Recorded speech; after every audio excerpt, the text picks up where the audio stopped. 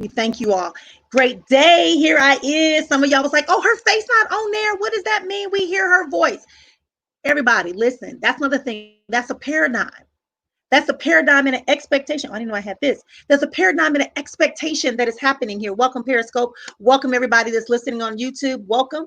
Welcome, welcome, welcome, Carmen Ray. Welcome. Welcome to everyone that is joining us on today. I can see you. I can hear you. I feel you. Hey, Tamika. Hey, Monique. Hey, Tina. I just want to invite all of you to continue to be a part of this journey as we go forward on today. Today on Voices of Mastery, we're going to be speaking with some powerful voices, and those voices, maybe try going back in and coming back out because everyone else can hear me. I haven't gotten any other messages that says you can't hear me. Hey, Sarah, can you guys hear me? Yes, thank you so much. So today we're going to be tapping into the power of our emotional mental life structure.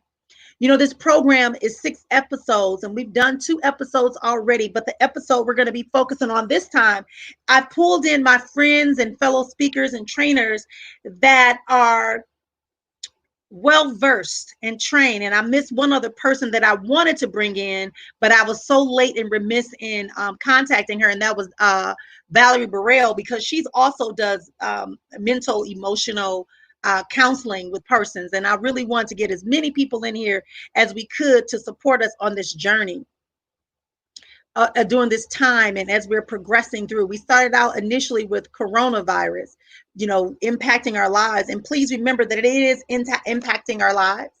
Coronavirus is impacting our lives. Coronavirus is still impacting our lives. But now on top of that, we have this calling, this yearning of the global family to come together in order to impact the social injustices and imbalances that are currently at play. And so today we're going to be exercising and learning more about our mental and emotional life structure. As you know, there are 6 life structures that we have that guide our lives. It has come to me in my experience and in what was given to me is that there are 6 life structures by which we are to infecting our lives with. And the first life structure is the spiritual life structure, the structure that grounds us in our spirituality, our connection to divine, the ancestry, the astral forces, that spiritual life that we have, the spiritual being that we are, how that interacts, how that is in harmony or balance is going to impact how our life moves forward. The second one that we talk about is the physical wellness. How is your body physically? Or do you have the agility that you want? Do you have the muscle toning that you need? Do you have the optimum level of health, which is our third one? The fourth one is that you have your finances. How do you look financially? Now, financially is not the fifth one, which is your vocation, your business, or your career. They're interactive, but they're not the same. And then our last one is what we're talking about today, the our emotional mental life structure. How does that really affect us? Because that's where our memories are. That's where our experiences are. That's how we cope or not cope. That's how we rise or just rest. That's how we respond or react. So today I invited some people to come in. Oh gosh, Valerie's on here. Hey, Valerie, to come in. I still might sneak you in here. I don't know. I still might sneak you in here, girl. Might sneak you in here. And just really giving us the opportunity. Hey, Alfonso, honored to see you participating and being a part of. So I've invited people in here for that purpose, to drive us into a conversation that really allows us to leverage our emotional and mental life structure. I say life structure because if we can get all 6 of those life structures in harmonic existence, where they're flowing easily, there's an exchange that is happening with fluidity and freedom and liberation. At that point, then we can take a seat in our chair of life and we can sit and rest and ride through and be able to address the turbulences, address the joys, the prosperity, the love, the great relationships, all those things we all desire to have in our lives. We get an opportunity to actually have it at this time. Now I know most people, Monique, I'm glad you joined in from Trinidad. I was thinking about you earlier, and Tamika. I wanted to make sure that everyone understands the premise by which the Voices of Mastery happens. I have brought together individuals that I have incumbently been a part of their lives and vice versa, monitoring it, being a part of it, seeing them doing the things that need to happen in our world and affecting change. Now, these people have been on stages, these people have been written books, they've been consultants on national news channels, local news channels, they have been a powerhouse presence in the universe. But what happens is we're distracted and we forget that there are other voices. And whoever's voice is the loudest, whoever's voice is the shiny, whoever's voice is present, that's the one we tend to participate in. That's the one we seem to be grafted to. So the Voices of Mastery is to bring those voices, more voices of mastery to you throughout this process. And I have a couple of surprises coming up, but I don't like to put out very often like who's going to be the speaker, because we want integrity. I want to also work on you in reshaping, refounding some of the ways in which you are experiencing your life and make it exponential.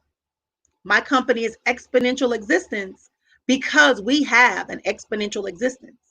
Our life is not stagnant. We are not just inside one box. We can have more than one label. We can serve and affect in different categories of the life in the world from our unique perspective based upon our original assignment and agreement. So with that being said, today, all I ask you to do is, as we started, is to stay open, is to stay in tune, let it play in the background. I'll give you an example about why that's so important. Uh, the other night, I was so tired. I was up preparing for a coaching call, and I was preparing for this, and I was up very late, much later than I normally am. And I decided to I came across this audio book that I have, or audio training that I had paid for back in 2013. I don't even think I paid for it. I think he actually gave it to me. And I was listening to it, and I just kept it on in the background, and then I went to sleep. And do you know that right when I went to sleep with an ideal or a challenge that I was having, and I was looking for ideas, and when I woke up at 4:44, which is what I do on my own, he was speaking to the very thing I was talking about. He was speaking to the very thing that I was needing some answers for. So what I'm telling you is, don't get distracted by how things look, and don't get distracted by saying, oh, it's in the background, I'm not really listening. True, we cannot multitask. But what your subconscious will do is listen. Your soul level subconscious will begin to listen.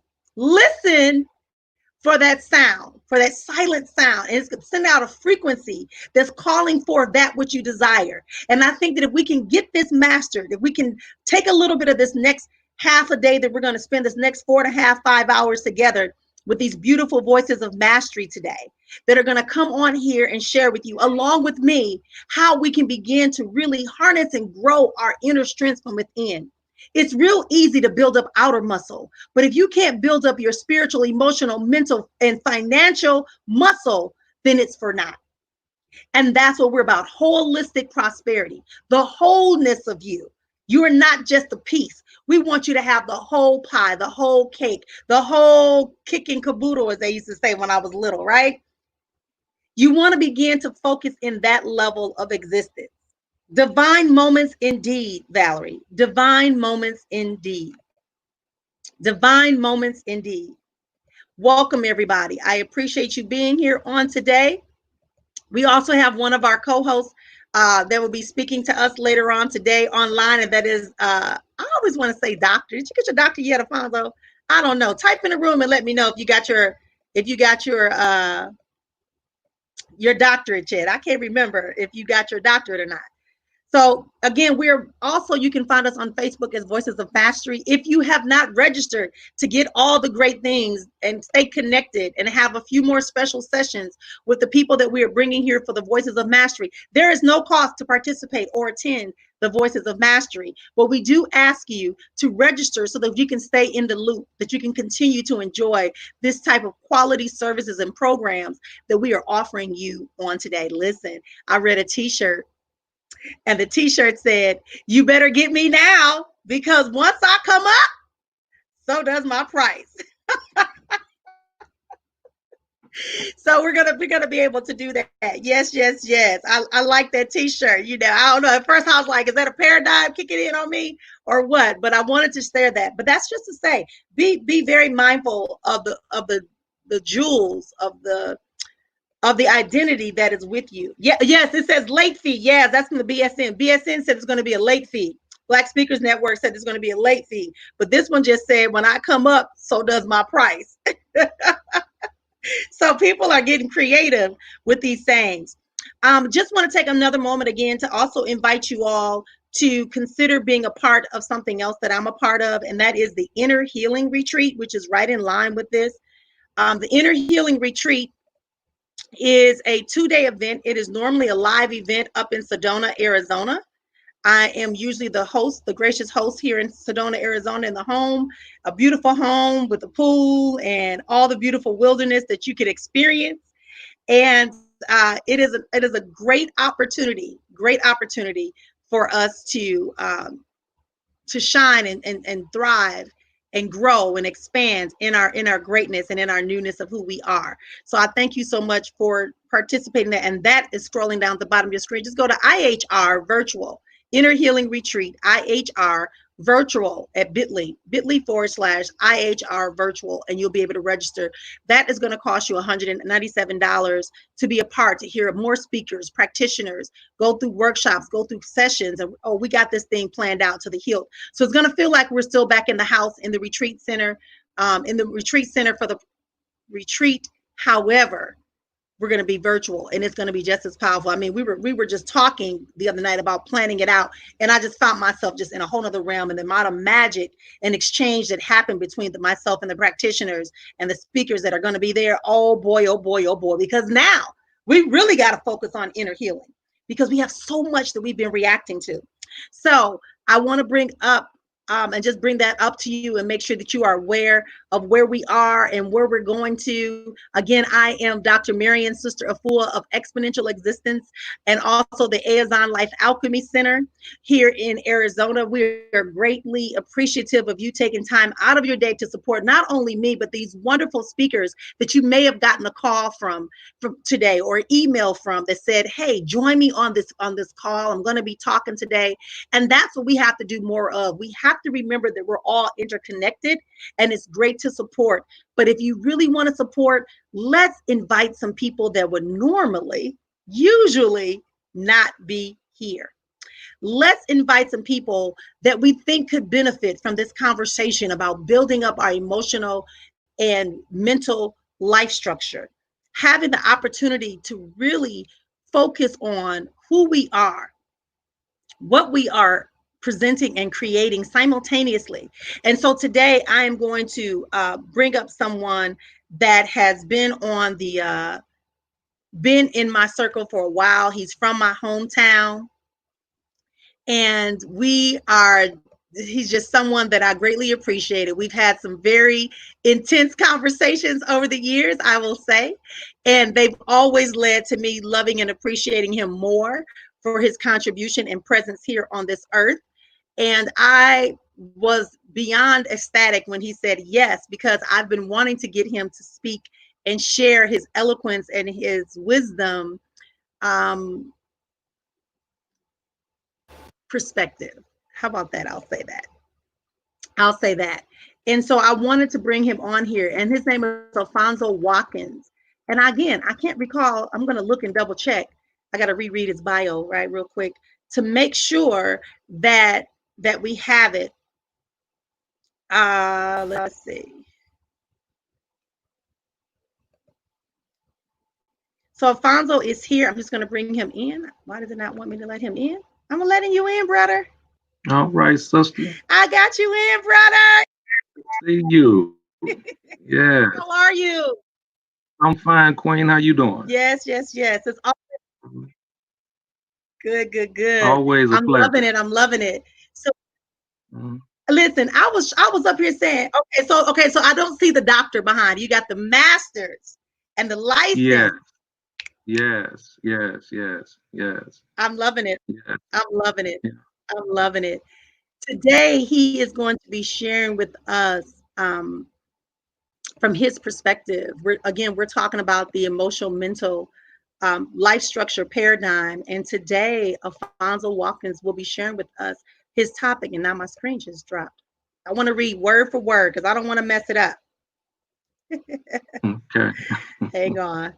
This is what happens when you try to get all technified, technology Mhm, mhm. engaged, right?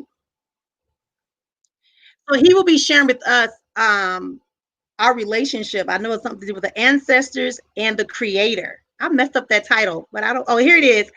Seeing ourselves through the lens. Listen to this, y'all. This is how powerful this is. Seeing ourselves through the lens of our creator and ancestors. Seeing ourselves through the lens of our creator and our ancestors. I love that. I love that.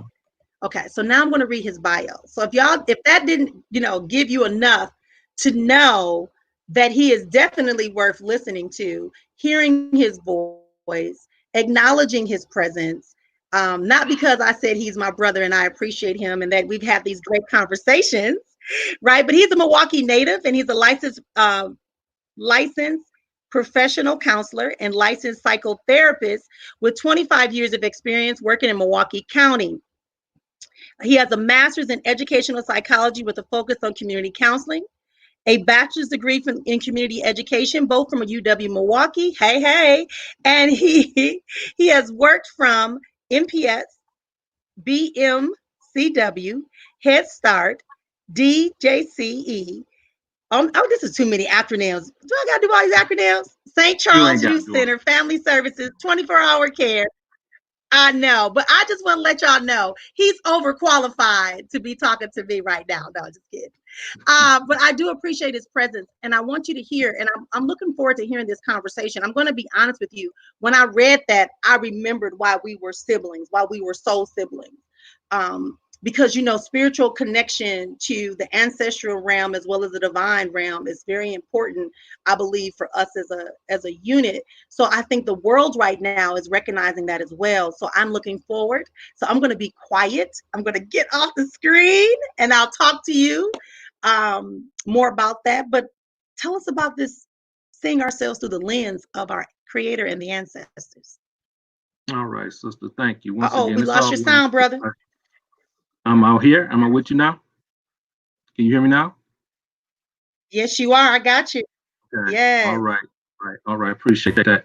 Once again, family, it's always a pleasure to be amongst family and be able to share this platform. But the first thing I must always do is give honor and praise to our Creator, who has many names, who created us in His image and out of her likeness, and gave us the breath of life and opportunity to live another day. And hopefully, we will be positive and productive traveling spirits. Secondly, we must give honor and praise to our ancestors, male and female, the ones who died during the Ma'afa, which is the African Holocaust, and the ones who survived the Ma'afa. We thank them for their blood, their sweat, and their tears so that we may enjoy some of the freedoms that we have here in this stolen land they call America. And the third thing we must always do is ask the Creator and the ancestors to strengthen our grandparents, strengthen our mothers and fathers, our nieces and nephews, our aunts and our uncles, and our brothers and sisters who have lost their indigenous African minds, attempting to navigate their way through this illusion of white supremacy, racism, and discrimination. We ask that all of us are given the insight and the courage and the resilience to practice Sankofa. And Sankofa just simply means to seek divine knowledge of self. And once again, those of us who understand, we say Ashe. Um, I was kind of didn't know where we was going with this conversation, but I'm gonna take it into what I normally talk about is understanding that we are living in a divine time, and in this divine time there is an awakening that is taking place on the planet and in the universe, and all of us who are spiritual travelers are really feeling this frequency of what is happening. So in our conversation is understanding that the social construct of what the Europeans have us functioning under at this current time has taken us so far away from divine law and natural law that the planet is doing, the universe is doing a purging. And in this purging, it is waking up our cosmic and ancestral memory. So many of us are experiencing things, that we are remembering things, we are receiving information that we don't quite understand where this information is coming from. But it's our cosmic and ancestral memory is being awakening. So with that being said, why is it so important? Why is it so significant that what is happening to the black man and the black woman in America, where the whole planet is tuned in to how we are being treated, how we are being acknowledged, how we are being disrespected in this country? So the significance of that is once again, for those who, depending on what school of thought you come out of, is that the 400 years of our captivity in this land, that there was going to be a judgment on the planet about how we have been treated. So we have reached that 400 years in this land. So there's once again an awakening taking place. So those of us who are the descendants of captured, kidnapped, and enslaved Africans in this hemisphere, we are being given the opportunity for us to take back control or go get back to our rightful place on the planet. So we have to begin to understand we can't continue to function out of a European social construct, because his construct is based on a pseudoscience, is based on a falsification of consciousness. So we have to begin to start practicing and tapping back into our ancestral relationship with our African traditions. And what I mean by that is getting back in tune with what our ancestors were practicing, but bringing forth those practices, those cultural tradition and rituals to the 21st century. So part of, once again, is us being able to get in tune with that and start practicing that. And once again, the opportunity, what Queen of Ford, what she's doing in this space is giving those of us, once again, who are out here in the trenches, putting in work to recognize that. But that we recognize that is the time that we are practicing in or living in. So I'm a student of Black African developmental psychology. And basically what that means is that during the I'm gonna say the 50s and 60s, when our brothers and sisters were able to go to college and get these PhDs, these MDs, that many of them looked at it from a psychological development perspective, that we needed a science to cultivate our experience living under these oppressive conditions. So a number of different brothers and sisters got together and they came up once again with the Black African developmental psychology. So some of the names that stand out with that is Dr. Francis Cress Wilson, Marumba Ani, Brother Dr. Amos Wilson, Baba Kaban, Dr. Wade Nobles, Brother Wade, Naeem Akbar, just to name a few. Just to name a few. But many of them came once again out of that school of thought of Dr. John Henry Clark, um, um, W.B. Du Bois, Booker T. Washington. So when you look back at us from a historical context, we have always been attempting to create a reality or define reality out of a context from an African perspective. So those of us who are in the school of thought now, moving into the 21st century, we are the students of those brothers and sisters, and some of them have transitioned into the ancestral realm, and some of them are still amongst us. But I bring them up to say that in order for us to take ourselves to a higher level of frequency, of consciousness, we have to reach back into this school of thought of what it means to be African, or to resurrect our African personality. And in many cases, when we say African, we are just saying a universal school of thought, because There is no thought without the African man and woman thought. We are the original people on the planet. So with that said, our DNA holds the the science of what life is as human beings. Our DNA holds that. So part of what we are experiencing at this time on the planet is that awakening. And you can see that in our children. When our children enter into the universe, you can see that they are given a certain level of insight that in many cases they smarter than the parents that they are coming from, because they are the ancestors returning.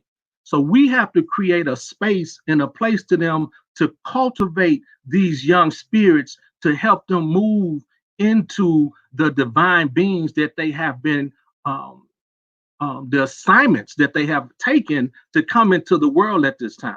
So we have a responsibility to create these spaces to help cultivate their emotions, to help cultivate their gifts and their talents, and that's part of what we are seeing with them in the streets, with how they are rebelling against the societal or the norm, the cultural norms that they are being forced that are being forced on them. So part of, once again, is us getting to a place, getting to understand the time that we live in and the responsibility that we have to create these spaces to help cultivate the spirits that are coming into the world at this time. So part of, once again, when I say seeing ourselves through the lens of our creator and our ancestors, is understand connecting ourselves to that, connecting ourselves to that continuous struggle. And so another part of understanding that is understanding from a or those of us who are, once again, in the school of Black African developmental psychology, is seeing ourselves how we are evolving from a spiritual, psychological, biological, social, historical context. I'm gonna say it again, family. How we are evolving out of the conditions of slavery from a spiritual, psychological, biological, historical context. Because what we have to understand is that we are the only people on the planet that has been stripped of our natural divine relationship to the universe. So part of that, once again, is understanding what has happened to us, and then the reality of how we are evolving out of that condition, and then being realistic with the understanding of we have not had a break of being under attack in the last 500 years. I'm gonna say that again, family. We have not had a break of being under attack for the last 500 years. So when you look at what our ancestors, what we have been able, what type of human beings we have been able to produce under these conditions, speaks volumes to our divine relationship. It speaks volumes to our ability to transcend and transform the human condition. It speaks volumes to our resilience. So a lot of times when we having conversations about ourselves, we have to deal with the reality of what who we are and what we are dealing with. So I just want to put that on the table so we can be realistic with that. And then another thing I like to do when I'm having conversations about our emotional regulation or our psychological development is understanding from a time perspective. When you look at from 1619 to 1865, that's almost 250 years where we were chattel slaves. And that means that the Europeans, they were able to do whatever they wanted to do with us. We were like cattle. So our captivity is older than this nation. Our captivity is older than this nation. But even under those conditions, family, we were still able to produce positive and productive human beings in those conditions. So from 1619 to 1865, that 250 years was, once again, chattel slavery. From 1865 to 1965, that was actually really one of the first times in our story in America where we were able to, where an African man and African woman were, to a certain extent, guaranteed to raise their children. So the Black family, once again, is, when you think about it from a conception perspective, is very young. We're very young in the evolution of our family structure here in America. So a lot of times, once again, I always like to, in my workshops and my trainings, is to give us a concept or a construct of time, because you have to be dealing with the reality of time when you're talking about the development of a people or the development of an individual. So we have to be realistic with that perspective. But also from 1865, I'm going to say, to the um, 1920s, it was an explosion of consciousness, once again, that took place amongst our people when we came out of that condition. And so when you look back on those times when you had the Marcus Garveys, you had the Noble Drew Ali's, the Frederick Douglass, the Booker T. Washingtons, the Du Boises, the Madam C.J. Walkers, the Harriet Tubman, the Sojourner Truths. Our people, even under those conditions, we were brilliant. So we were still, under those circumstances, being able to produce brilliant minds and brilliant spirits that was moving us out of, or moving us out of a condition of, once again, where we were chattel slaves. So we have to start to understand that. The other piece that we have to look at from a historical perspective is understanding, also during that period, we were not given anything. So when they emancipated us, they didn't give us the necessary things to move us out into society where we could function as others, the other immigrants or the other individuals that were living in America. We had to build our own. So when you think about the stories that's been coming up, of Tulsa has been coming up recently. The Rosewood situations, the Little Hades in the North Carolina and South Carolina, and there were other Black townships where we, as a collective group of people, created our own townships, and we built everything from the ground up.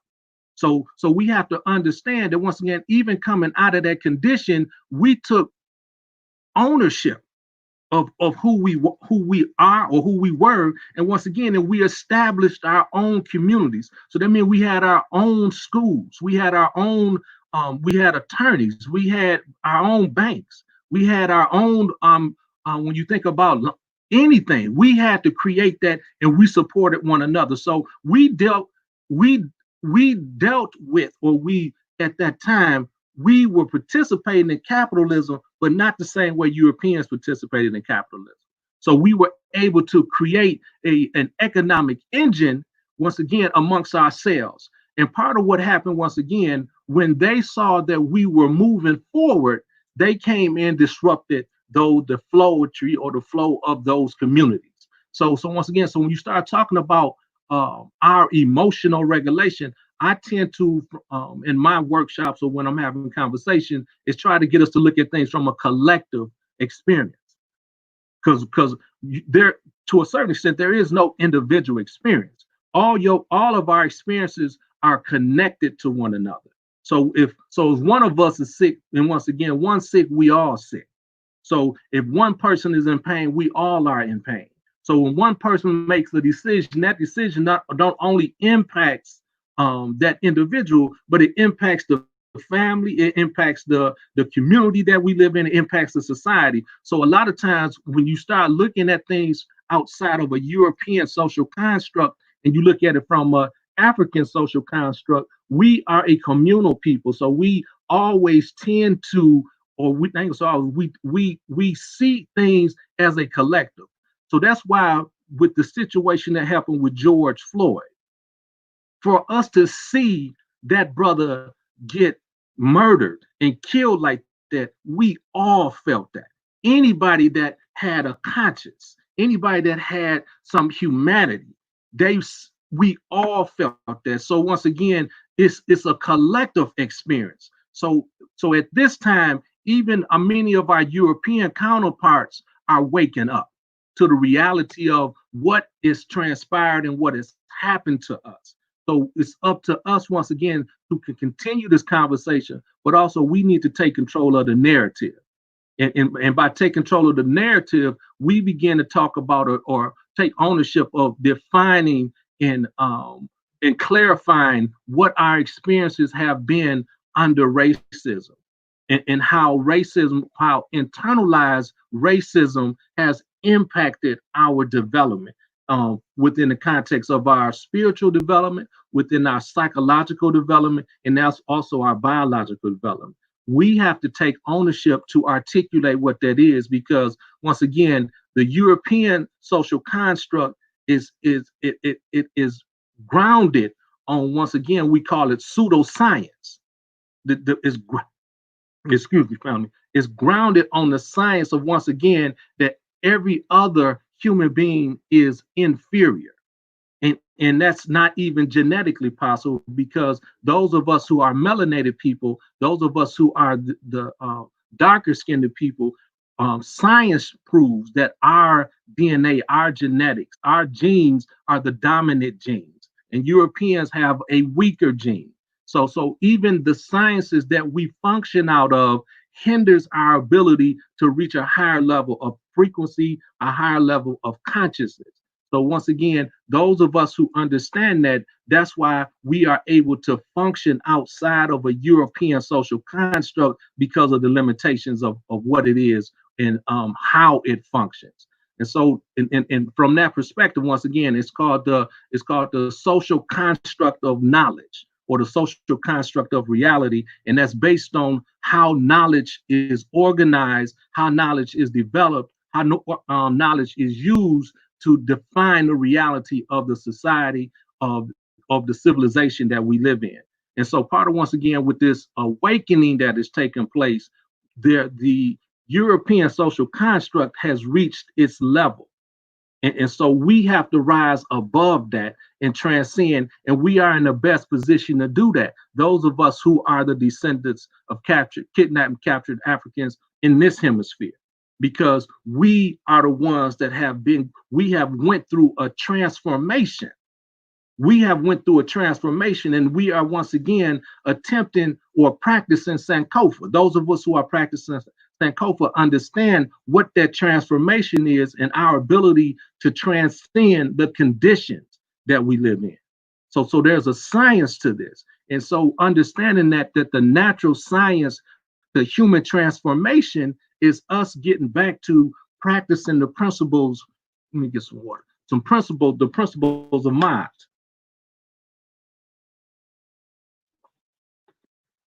Excuse me, family. Because once we start practicing, get back to practicing the principles of Ma'at, the principles of Ma'at will give you or cultivate your spirit. And in the cultivation of your spirit, you are able to manifest your divine gifts and your divine talents. Because we're living in a society right now that has no moral compass. And the reason it doesn't have a moral compass, because the Europeans are non-meiotic people.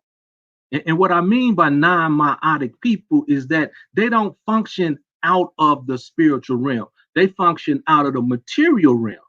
So a lot of times when those of us who are the descendants of captured and kidnapped and enslaved Africans, when the boys talked about the duality of consciousness, and the duality of consciousness is us being African, or us being black in America, we are dealing and functioning in two worlds.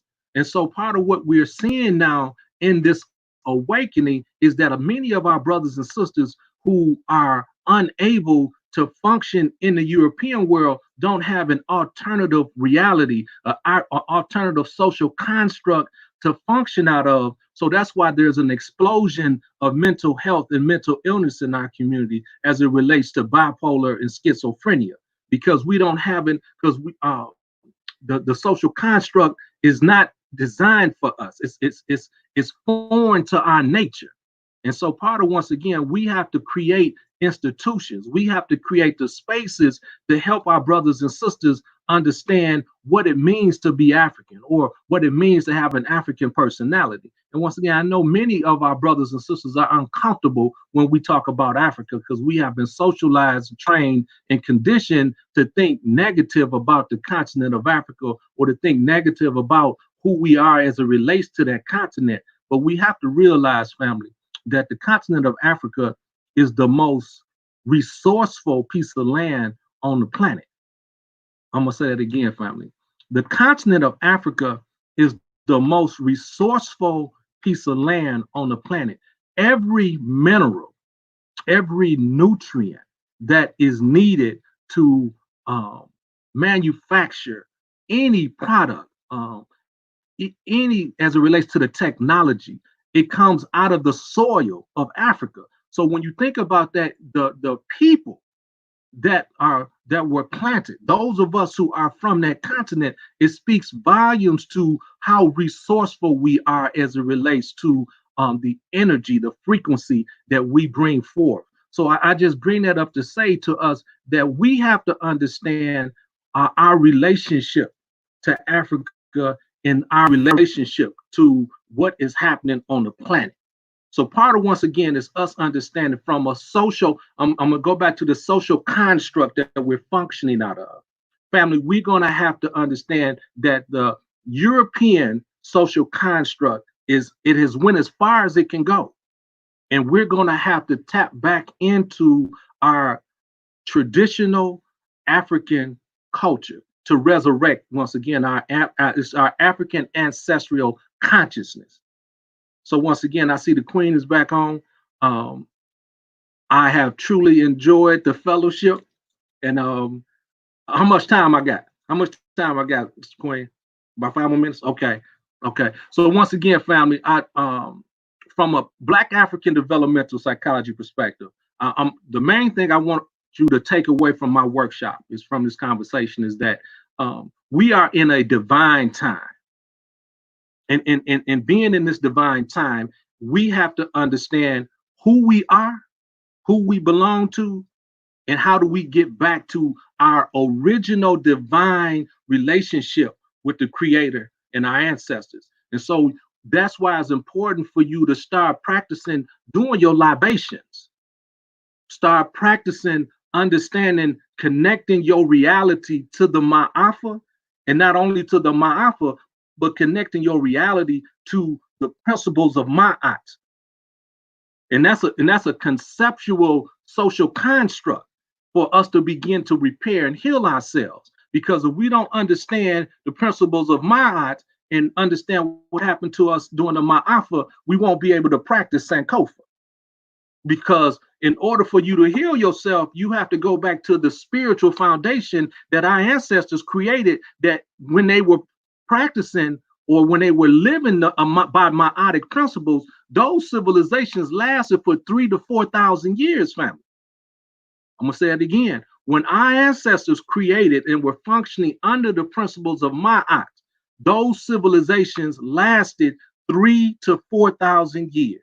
So we understand that's who we are. Those are our ancestors. So we have to tap back into that science, but then also understanding what happened to us during the Ma'afa, what happened to us during our Holocaust. And once again, our Holocaust, family, is a real small fragment of time in our story. 500 years is a real small time. It's a real small fraction of time. But that time, once again, is where they removed or took our consciousness. They took out from us our divine understanding of the nature of who we are. And once again, family, I'm going to keep saying this. We some cold people. For us to still be able to function under these conditions and still be able to produce positive and productive love in human beings. That just shows how divine we are. We are really one of the only people on the planet, y'all, that still live amongst our enemy and still trying to be at peace with them. When you look at it from a world perspective, we really the only people, but that shows how divine we are. And that's why we are in the best position to once again, heal the planet. We in the best position because we live by divine principles. We still trying to be peaceful with these people, y'all. We getting tired though. Our babies do. These ones coming up under us, they cut from a hole. They ain't playing with it. They not playing with it. But yeah, it's obvious. Yeah, there's definitely a warrior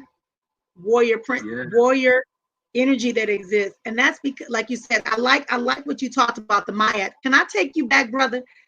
Take another sip of your water. We need some water to cool down that fire, Ogun. Cool down that Ogun fire. I saw you wrapping up. I want to thank you again. You can listen to Alfonso Watkins, and his actually has a program that is serving the perspective. And I think this conversation was timely, and we opened up with this conversation because a lot of people want to ask questions about why is this? Why? How do we move on? Or I can't take it anymore. I'm overwhelmed. I don't understand. And so I think, from my perspective of listening to what he talked about being a cosmic ancestral memory, bringing forth a healing, a awakening that's in this now, what I call the now time. So we're in a space where there has to be some actions that are taking place, but it's cosmic. It's universal. And we can see that, as you said, Alfonso, you said that you can see the whole planet is waking up saying, hey, something is not right. One of our siblings has been getting hurt more too often, right? A little bit too much. They're disappearing a little bit too often. And so reminding us that your ancestral lineage, and I'm going to talk about Michael Bernard Beckwith, because y'all know that's my guy. International Agape International Spiritual Center in LA, and now it's in Los Angeles. And he talked about that similar thought that you have, Alfonso, that this is an awakening to bring forth the oneness of us reaching back into a time when we all could coexist at a level that brought about expansion, that brought about community, that brought about elevation of all. And then he on Sundays he plays the drums, and he says everybody should get quiet and go into their ancestral place and dance and pull back up the liberation, the evolution, pull back up, the peace, the energy, the healing, the salve that needs to be pulled out. And he tells our European brothers and sisters to do the same thing, that we need to go back to a time of your ancestors when we were all able to coexist without there being destruction. And there was ingenuity. And I'm adding this part. This is my part now, because as a historian, as someone who traveled the world studying cultural anthropology and Africology and the psychology with you, as he had those beautiful arguments, right? It is evident. So I'm saying a lot to get to my question to you. I want you to talk about, you set the foundation, but now I would love for you to share with us the idea that you brought up about transcending the conditions. Because a lot of times when I'm asked questions by our European folks, our siblings, they say things like, but you do law of attraction, and you know about the 7 principles, and you know about the 13 laws of the universe, and you know about the cosmic, archaic records. And so I want to hear from you. Does the ability to transcend conditions and survive equate to what is required, or what is the truth right now? That's a big question. Let me take it back. Should I take it back, brother? No, you know I can keep up with you. I know I know you travel on a high frequency. I can keep up with you. Let me come back down. You got me in some realms. But I'm thinking about when you spoke of we've been able to transcend our conditions up till now. And I would like for you, if you are open to it, and this is a safe place, those of you that are feeling uncomfortable, that means that there's evolvement happening in you. That means there's something that needs to be stirred around. There's something that needs to be revealed, something that needs to be replaced or released. So taking a deep breath and just hold on to it for a second and blow it out, and allow yourself to be filled with another perspective that gives you power, right? And this opportunity to grow and expand. So my question for you, Alfonso, was the transcending positions. You talked about how we have been able in the past as people of African descent on this continent, North American continent, and I have to say North American continent. Okay, we've been able to transcend the conditions. How does that apply now when people say, oh, yeah, you did, so why are you complaining now? Right. You got money, you got basketball Right. players, you got entertainers, you make a lot of money, Marion, you make a lot of money, Alfonso. Now you might make a lot of money. I don't make a lot of money yet. But anyway, about the transcending, the transformation. When you look back at our people, we was given an assignment as a collective group of people, for what had the universe allowed that to happen to us for a reason, and we have to be comfortable and confident in understanding what our assignment was and is, because the divine law is using us to show the world what the human what our human capacity is, and how in this human capacity everybody know our story. Everybody know our story, and so for us to once again to come out of this condition and still have compassion, to still be nurturing, speaks volumes to our ability to transcend and transform, and continue to be. We are the moral compass of America. We are the moral compass. Now, a lot of people will say, why we treat each other so bad? Well, why are we killing each other? And that happens in any race. In any race, whoever you the closest proximity to, that's who you got beef with in most cases, and that's who you kill. But even with that, from the perspective of how internalized racism has impacted our personality configuration, and that goes into, once again, from a developmental perspective, when we talk about self-hatred, self-alienation, self-destructive behaviors, all those are the result of internalized racism. But even in the midst of that, we still have a very loving and nurturing nature. Despite that, so to answer your question about the transformation, we continuing to evolve, and we continuing to be a model of what human beings can be. Even in the midst of all this madness, we still are showing that we have a level of compassion for our fellow man, even though our fellow man is treating us this way. We still are showing a level of maturity. It may look like it's immature, but this is a level of maturity. But once again, our babies now, they on a whole level with this. You know what I'm saying? But we have been able to model what it means to be compassionate, what it means to be nurturing, what it means to be patient with our European family. So a lot of times when we have this conversation, our European family need to understand that, once again, we're not talking about all y'all. That ain't we there, but there's an element of the European family that, once again, that practices this racism, that practices the code of white supremacy. Those are the ones y'all gonna have to deal with. We can't fix them. Y'all gonna have to fix them.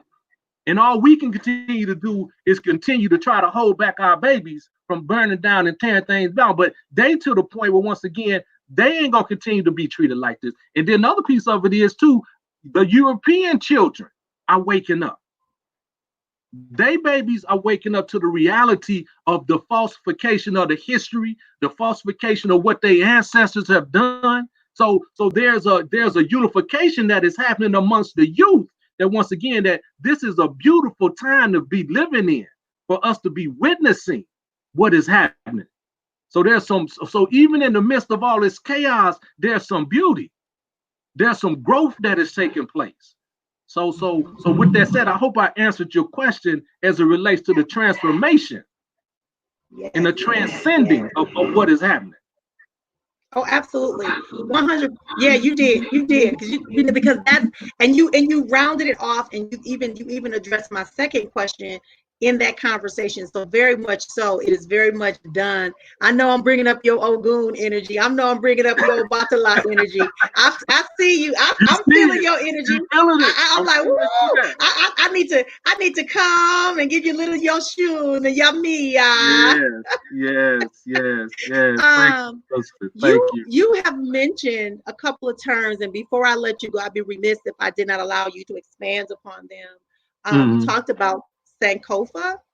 Mm-hmm. You talked about the Mayat. Mm-hmm. And I want to, and I especially want you to really focus on that one a lot because I think that is where we are. That is the energy right now that is coming forth. For a lot of us, the whole planet is asking for that. And I was going to tell you something else. I think it's Mahapa. Did we talk about that? The who? The Ma'afa? Yes, the Mahapa. Can we talk about that? And can we Yeah, we talk can talk about, about that. Yeah, yeah. yes, can you just kind of make that more clear? I know that we're used to those terms because we come from that environment of teaching and Right, learning and our right. experiences, but can you share with the rest of our family what that is? So the principles of Ma'at are the governing divine principles of the spirit. So those of us who have had the opportunity to study the ancient sciences of Kemet, um, understand that our ancestors had some, once again, some principles that they functioned out of. So when you talk about being righteous, understanding the principle of your righteous nature, and once again, that's just treating people the way you want to be treated. That's a divine law that you respect people's humanity, regardless of what their status may be, and that's a principle, and that governs your spirit. That's one, being in balance with nature, understanding how do you and nature have an interdependency with one another. There's a connection to us in nature. So we understood you had to respect nature. So that's the being in balance and harmony with that. The concept of reciprocity. And reciprocity is, once again, what you put out, hopefully it will return. So you put out positive energy, you put out good deeds. And once again, the universe, when you practice those laws, the universe works with you on that. Those are the principles of mind. So propriety is, once again, understanding your relationship and put the priority of being righteous. That's just the natural thing to do, is to practice being righteous, being in balance and harmony with nature. So those are, the principles of mind. When we talk about the Ma'afa, is understanding, once again, our African Holocaust never ended. It's a continuous Holocaust. We watched Brother George Floyd get lynched, literally, literally. That man sat on that brother's neck. So our Holocaust, well, it ain't over. When you talk about post-traumatic slave syndrome, it's not post. It's a continuous historical trauma. So our Ma'afa is continuously being exposed to us. So part of, once again, is understanding that, but then understanding the science of how we are evolving out of the Ma'afa. And then when we start talking about how do we repair and heal ourselves, that goes into Sankofa. And Sankofa, once again, is to seek divine knowledge of self. So when you are attempting to heal and repair yourself from a spiritual perspective, you have to connect yourself to your African culture. You have to connect yourself to your identity. You can't just, we gonna have to get deeper than just being black, y'all. Because black don't connect you to no cultural foundation. It don't give you the traditions of what your people were practicing. And a lot of times when we had these conversations with people, they say Africa is a continent with a whole lot of countries on it. We get that. But those of us who are over here on these shores, we claim the whole continent. Yeah, yeah. We It's all claim the family. whole continent because it's a part of us. And so we identify with the whole continent. We don't know, many of us don't know exactly what tribe or clan we come from, but we do understand that we have a relationship over there. So we claim that. And we have every right to do that because with Sankofa, we are defining ourselves. And we need to be given the space to define ourselves and define our reality so that once again, we can start to have a positive self-image. So we can understand what our self-worth is, what our value is. And that's not taking anything from our experience here in America, because our contributions to America speaks volume. It's profound. When you think about Absolutely. all of the inventions that our ancestors created to make life what it is here in America, those many of those inventions are industries now. Yes. When you think they are industries, so when we start talking about what reparations is, that you can't put no monetary value on what is owed to us here in America. When you just think about the spark plug, when you just think about a pen, when you think about the gas mask, when you think, I mean, I could just keep going, all of the things that came out of the genius of our people. What's owed to us? And in many cases, we ain't even talk about what's owed to us. We just want to be treated like human. Absolutely. That's all That's we the ask premise. for. And because I often talk about and the reason why this was so important to me that it and I said to myself as I was preparing with my team, I was like, here we are for episode 3. It's emotional mental life structure. And here we are with COVID, with stressed people out, had people worried, concerned. We had deaths, and then we turn around and then we had this. Literally in 30 days, we had a lot of deaths as it relate. We had 4 that were broadcasted, but there were actually 20 people who died at the hands of quote unquote authority, enforcement. I should say enforcement. They're not really the authority; they're the enforcement. And Yes. I said, and here we are globally, and I said to someone, I said, I am just torn up emotionally inside. I can't, even now, I can talk to y'all, but it's really hurt. I'm pushing, I'm putting on professional doctor right now, right? But to be in that presence, even right now, my heart is racing, my throat is filling up, my hands are feeling, my feet are on fire. I mean, it's like I'm ready. I'm not sure. So I know that I do have post traumatic stress. If I didn't fully have it, I got it 100% plus. Right. And it is a form of terror, emotional, mental wearing down. It wears you down emotionally and mentally. And yes, we can turn off the television. Yes, we can turn off the news. But even though I took a break the last 2 days, somebody called me today to tell me that someone that I am like an aunt to, that's my nephew. That is my nephew. I would just say that's my nephew, was murdered last night. And then there's a question, did the officer shoot or was it somebody else, right? So either way, it's still a level of, my son leaves the house, I'm panicking, right? Our children have to make decisions. So I think there is a lot of emotion. And those of us who are European, those people that are European, family members that have a European descent or a Latin descent or an Asian descent, you're feeling the emotional, mental wearing of these situations that are happening. And not only that, but your everyday life. So Everyday when life. you hear Alfonso, yeah, when you hear Alfonso talking about getting back to your divinity, getting back to your ancestral awareness of divinity, right? And then looking and realizing that we are all human and that we all need to be recognized as such, and that there is a particular group that is not being treated as human. And Right. all of that mental all that wearing down affects us in a lot of ways. So people don't It want to does. talk. Right. They don't want, and once again, I think um, across the planet, once again, even in China, how China is treating the Africans, Yeah, even in India, yeah, there's the way the African is being treated. So it's not just here in America that issue is relevant. It's across the planet. And I just bring that up to say that there's a perspective of us that once again that racism has created on the planet that we have to get rid of, and it's going to require some work on those who are perpetrating the act of looking at us as less than.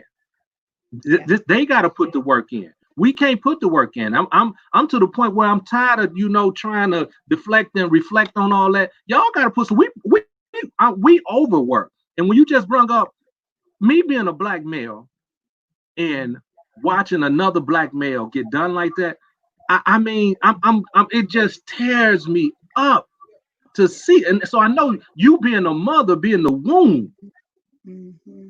y'all the womb, so we know what it does to y'all. But being I another couldn't black watch the man, video. I couldn't.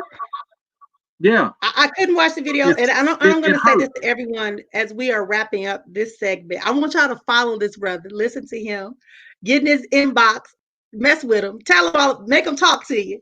He has a lot of wisdom Yeah, I and appreciate it, Quay. And you can give yeah. my email. Just you can put my email out there. I Okay, am that's willing to. okay. I was like, what did he want me to put? I didn't want to put, so I didn't. I'm going to put it up. If you have not registered for Meet Mastery, bit.ly/Meet Mastery.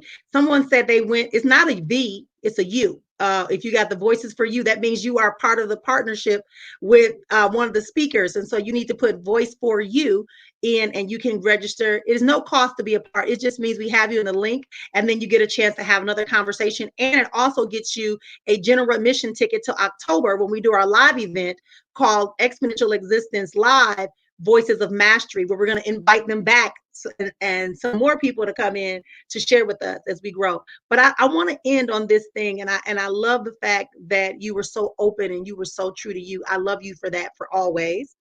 Thank you, Y'all Quinn. can see why he and I used to have these deep conversations. Uh, and I just want to invite you again to stay in the community just for a few moments and invite everybody else to find him. Our next speaker is no less greater. She's also a mental health practitioner. And I think that if the going word I want you to ask in this last couple of seconds is, what's one thing we should be doing to help maintain ourselves emotionally and mentally? Anyone who's listening, what's one thing you would Um, suggest us to do? Or it could be what you do. I fast. I fast. I just came out to fast with the Muslim family. That was Yes. really helpful, really powerful, and I continue to fast with that. Drink a lot of water. Um, do the things that you love to do. What we have to recognize with the energy that is being generated, we have to figure out a way to release that energy. So working out, I mean dancing, listening to the drums, I mean listening to some frequencies, all that to move that energy, family. If you don't move that energy, it gets stuck in your joints and it gets stuck in your organs. So once I would suggest that once again, find some good music, start dancing, and start loving. We done forgot how to love, man. We done Yes. forgot how to Yes. love for real. So learn how to love again. Quit being so hard on each other. Tell folks you love them. Give some hugs. We need some hugs and some love. So that would be my suggestion. Well, there's a hug for you, Thank you, and there's a Quinn. quiz for you. And I will be calling you this evening. All right, much Okay? love, family. Safe travels. Blessing out you are, and you are absolutely right. Thank you for that. I wanted you to, yeah, that was awesome. Thank you Mhm. again for joining us. We are here on Voices of Mastery, and we will talk to you again real soon. All right, much love. All right. How are y'all feeling? Like, how y'all feeling behind that conversation with Alfonso Watkins? I know we have a little going on with the internet or something. It feels like something is going off, but we're going to correct that in a second. So let's just stay focused and stay engaged. Our next speaker is also another phenomenal being. Was actually referred to me, but when I began to research her and to get to learn about her, I realized she is a lot like me, it appears to be. And that is no one other than Dr. Roche Brown. I'm going to bring her up right away because we went a few minutes over. Is your camera on, Light Force? There you go. Can you Hey, see Light me? Force. All right. I got to get myself back now. Yes, girl. How you doing? I'm doing well. How are Good. you? So I want to bring her up, and I'm going to say her bio. Yeah, girl, listen, it has been rolling, rolling, rolling. I let Alfonso go, and he gave us the historical constructs, and he gave us the spiritual construct, and he gave us the psychological impact and construct, and what to do next. So I'm looking forward to you as well. I'm going to read your bio because the abridged version. This is her abridged version, of course. But this young lady, somebody heard me speak, and they said, "Hey, you should get to know Roche Brown." And I was like, "Okay, I'll find her." And what happened? She was in my DM, and I. So Dr. Roche Brown is affectionately known as the Doctor of Rethinking. As a licensed clinical psychologist and radio guest and professor, Dr. Brown challenges her audience members to remix their thinking. I love that. Remix their thinking to cause a mind shift into a new way of being on the journey of spiritual, psychological, and financial empowerment. Dr. Rose solidified her commitment to lifelong learning by achieving her PhD, which is her psychology doctorate from Oregon University in the amazing age of 25. She is regarded as a leader on remixing clinical and academic principles to serve today's clientele. Is that not powerful? Is that not powerful? Okay, you have to be in my pocket. So, how are you feeling? I'm feeling good. Overall, I can't complain. Even despite the state of the world. Yes. I love to see your smile. That always is always a great thing. That's one thing about it. So I'm going to let you do your thing today and share with us about your topic that you'd like to share with us regarding the emotional mental state of a life structure and how that impacts us in our lives and some of the ways you support people in that and give us some feedback on that. And I'm just going to let you do your thing, and then I'll come back and talk to you at the end. Okay, sounds good. I can tell you about a lot of different things. So I was like, I don't know what I should talk about today. There's so many different areas. One acronym that I often use is really just in times of really truly being resilient and kind of like speaking a little bit towards what Alfonso said at the end is like getting back to love. That I am really like huge about self-love, right? And I think that that's still an important aspect during this time, that we have to be practicing self-care and some self-love ultimately. And Absolutely. so I definitely can talk a little bit about that. I have an acronym about love that I could share with the audience and get some tools for you guys. That will work. All right, go for it. I'm gonna let you do your thing. Oh, okay. All right. Okay. So hello audience and everybody. So what was already said, my name is Dr. Roche Brown. I'm also known as the Doctor of Rethinking, helping you to remix your thinking so you can have a new way of living. And I do that, through spiritual empowerment and psychological empowerment, of course, and also financial empowerment. And on today, what I will share with you guys is that as we're going through like a very difficult time, right now we are experiencing trauma on top of trauma on top of trauma, right? Because what I've noticed is that when it comes down to COVID, right? I've been calling it COVID land. Since we've been in COVID land, that's trauma number one, right? That's an extreme trauma, just to be in a situation where there's like an invisible monster that's trying to come for us and we don't know where it is, when it's going to come, and how it's going to come. So that already just experiences one level of trauma. But then also just the concept of being in shelter in place and being quarantined, where there is actual, a situation where we are forced to have to be in our homes. And that ultimately causes a lot of isolation, right? And what it does even more so is that it exacerbates whatever conditions we were already in.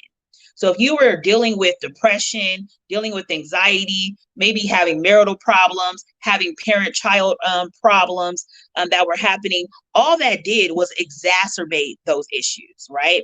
So if you were not already getting along with your partner, maybe work used to be a distraction for you. Having to leave the home used to be a distraction for you. But now you guys are in the same household, and now a lot of your issues are exacerbating, causing more difficulties, more problems, right?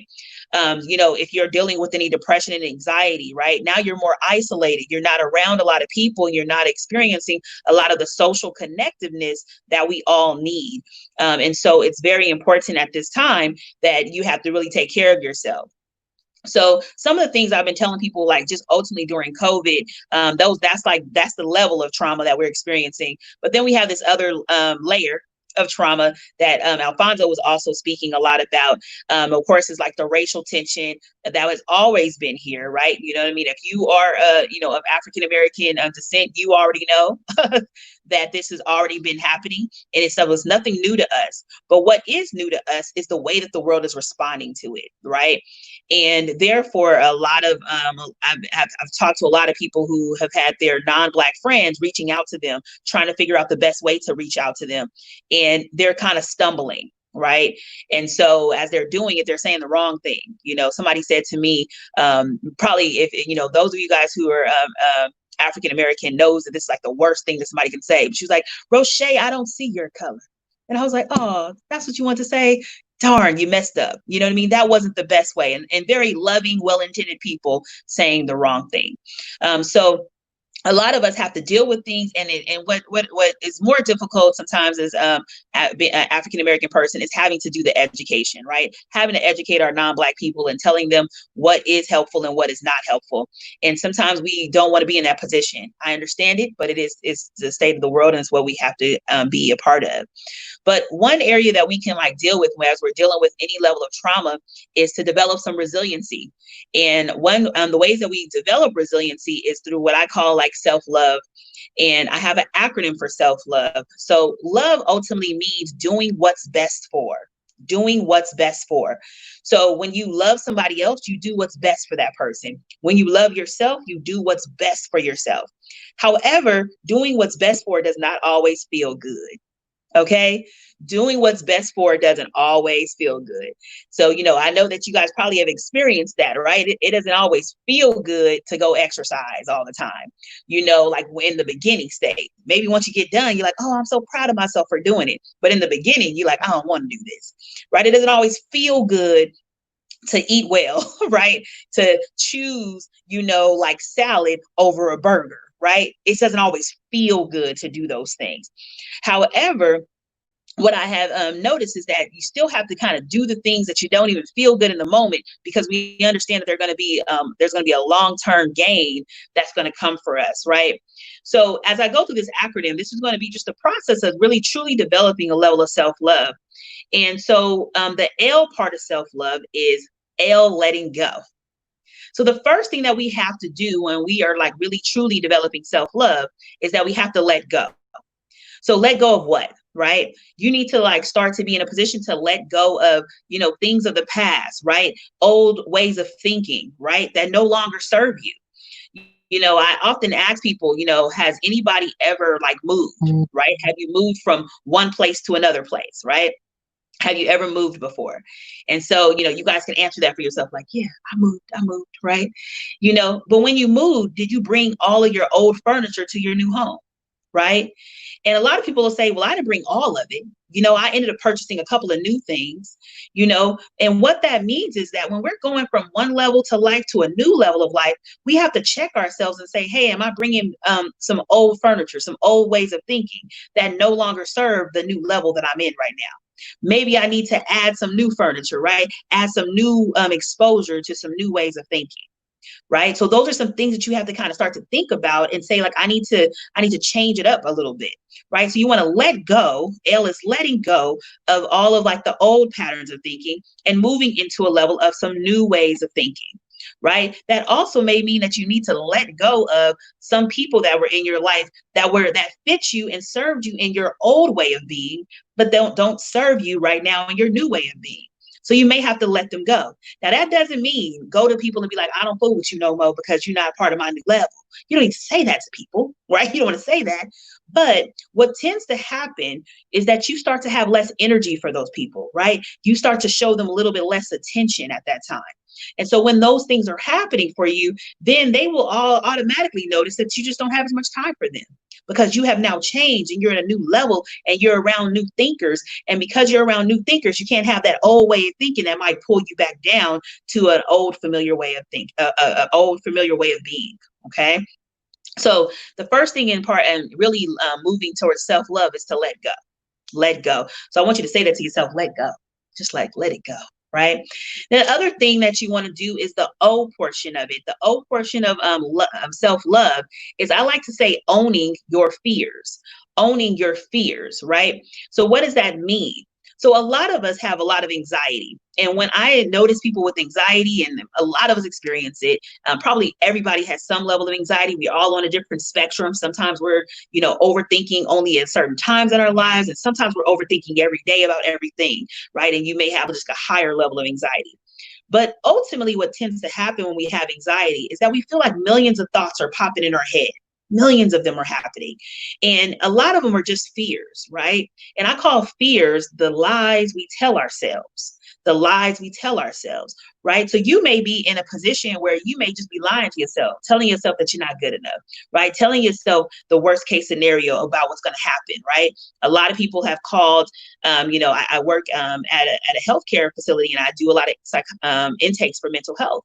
And everybody, was really afraid, like, what if I get sick and then I end up making my family sick, right? Is that a possibility? Yes, it's a possibility, but we don't want to get so focused on it that we make it actually come true, right? Because we can attract certain negativity within our lives, and we want to actually be in a state that we attract all the goodness of our lives. And so what does that look like?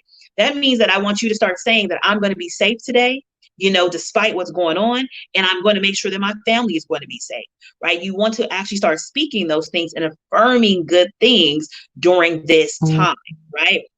During this time, it's going to be very important for you to do so. Sorry, I did not put my stuff on do not disturb, y'all.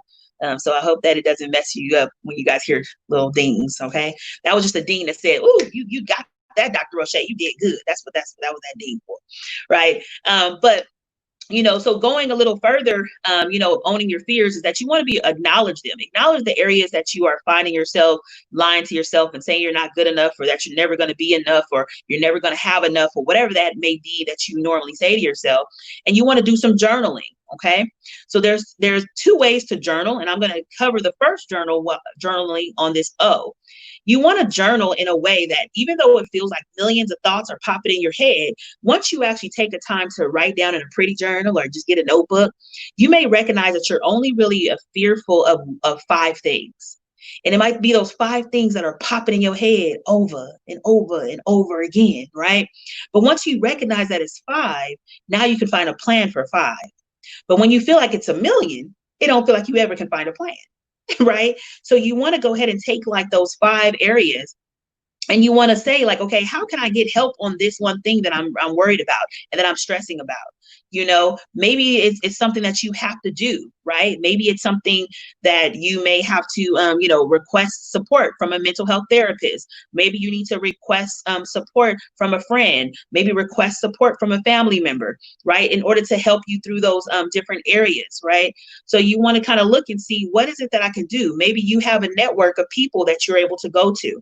So you just want to recognize that there's only 5 things, and that's considered, that kind of journaling is kind of like a brain dumping journaling, right? And you just kind of want to just write down what's kind of bothering you, and making sure that you're not focusing on it, but you're trying to get everything that's in your mind on paper, so it can be a little bit more practical on how to manage and how to move forward. Okay. So the second thing of the love is owning your fears, right? Owning your fears, right? And then the only way to replace lies are to make sure you're telling yourself the truth, right? So you guys probably can go back over what Alfonso was saying, and he was giving some education about even just the truth of who we are as Black people, right? So it may be stuff like that. You may need to get yourself a little bit more knowledgeable, right? If you're spiritual and scriptural, maybe you will go to scripture and you start to recognize what the scripture says about who you are, right? So you start to decide to tell yourself, if these are my fears, what is the truth that I need to begin to start telling myself about it, okay? So the L part of love was letting go. So I want you to say, let go. Take a deep breath and let go. The O portion of it was owning your fears, right? So be open and honest. Hey, I got fears, right? So everybody say owning your fears.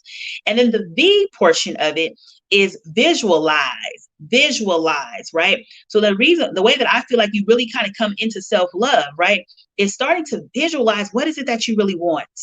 right? What is it that you really want? A lot of times we want things to be different, but we don't even know what that looks like. What does it look like? You could be at your optimal place in life, but still be in such a pattern of thinking that you haven't made it just yet, right? Because you never really drew the picture out of you making it. What does that look like? How much money do you have when you visualize your ideal self, right? What kind of partner do you have when you visualize your ideal self? What kind of friends, what kind of circle, who's your tribe that you hang out with when you start to visualize your ideal self, right? What, like, who are the people that you listen to on a regular basis when you are, thinking about your ideal self, right? What kind of practices are you doing, right? Are you physically, like, are you exercising? Are you eating well when you're in your ideal self, right? Are you praying on a more consistent basis? Are you listening to more positive things, podcasts, motivational speaking, personal development? What is it that you're doing, right? So you want to think to yourself and say, what is it that I do to make sure that what does it look like? Sorry, that I am truly practicing self-love. What is that vision of my desire, right? Where do I live? Really get into it. And you can make it visual in pictures and stuff like that. And why everybody in the world, in the beginning of 2020, everybody wanted a new vision, new me, right? And they start doing vision boards, right? That's what always happens at the beginning of the year.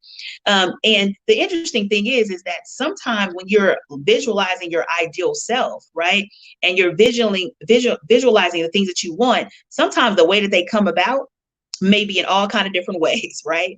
And so as we see today, like, we're in 2020, right? New vision and new me is what people were saying. But maybe you didn't know that you were going to lose your job as part of that new vision. But that actually brought you to your ideal self, right? Maybe you didn't know that, your new vision was going to come when COVID came, and now you can't get your nails done. I always tell everybody, this is my COVID look, y'all. I used to put a little weave or something in my hair, but no, I got my little natural hair now, right? I don't have no nails on no more, right? So those are some things that I call it the Corona savings, right? Did you start to manage your money better now because COVID came to interrupt a negative pattern of what you were doing, right? You didn't know that it needed to look like this in order to bring you to your ideal self, right? So you always want to look at even negative situations in our lives, that we have to begin to see them in the positive, right? I often tell people that, we look at when we look at perspective, you have the cup is half full and you have the cup is half empty, right? And so people who see that the cup is half empty, they're only looking in their lives and seeing what's missing. They're always saying, what's missing in my life? What's missing in my life? But a person who sees the cup is half full is a person who's seeing, like, oh, I got some great things happening in my life. But I challenge everybody to have what is called a cup runneth over mentality.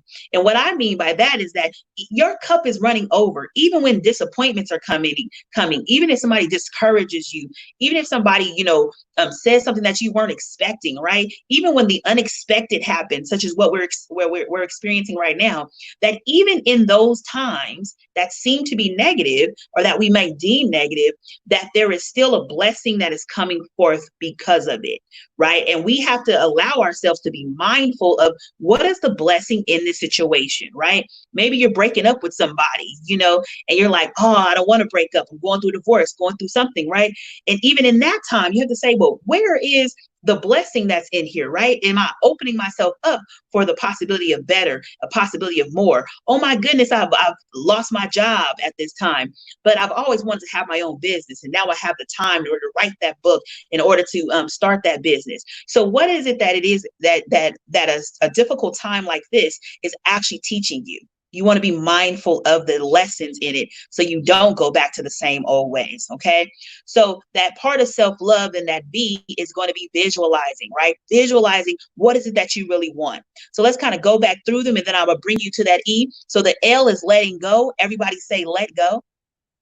And then the O part is owning your fears, right? So make sure you're being honest about it and owning those fears. And then the V is visualizing. Visualize who you really want to be in life, right? What does it look like for you to have made it to the next level of what you desire?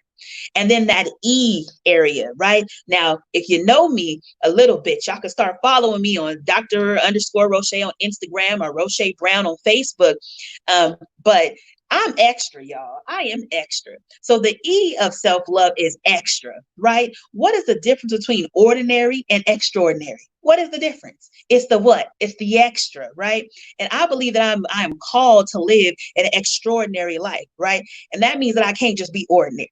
I can't live no life of just being ordinary. I got to do some what? Throw some extra on it, right? I got to throw some extra on it so I can actually like live the extraordinary life that God has intended me to live. That's what he destined me and put me on this earth in order to do.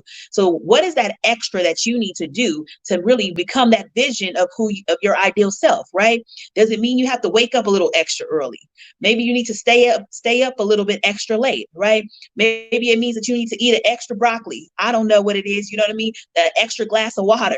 You know, what is the extra that you need to do in order to make sure that you're extraordinary, right? That might mean coming out of your comfort zone and going out and speaking to somebody that you would have normally not spoken to, right? What is it that you are in need of? So you want to take that time and you want to say, I want to throw some extra on it. I always tell people my superpower is my extra, right? My superpower is my extra. So I challenge all of you guys to figure out your superpower, whatever that may be. And it may be some extra, right? So throw some little extra on it so you can live the extraordinary life that you were destined to do. So that is my self-love. So everybody can go through it and put L for letting go, right? O for owning your fears, V for visualizing. And then, of course, don't forget that E, throw some extra on it so you can have that extraordinary life. Okay.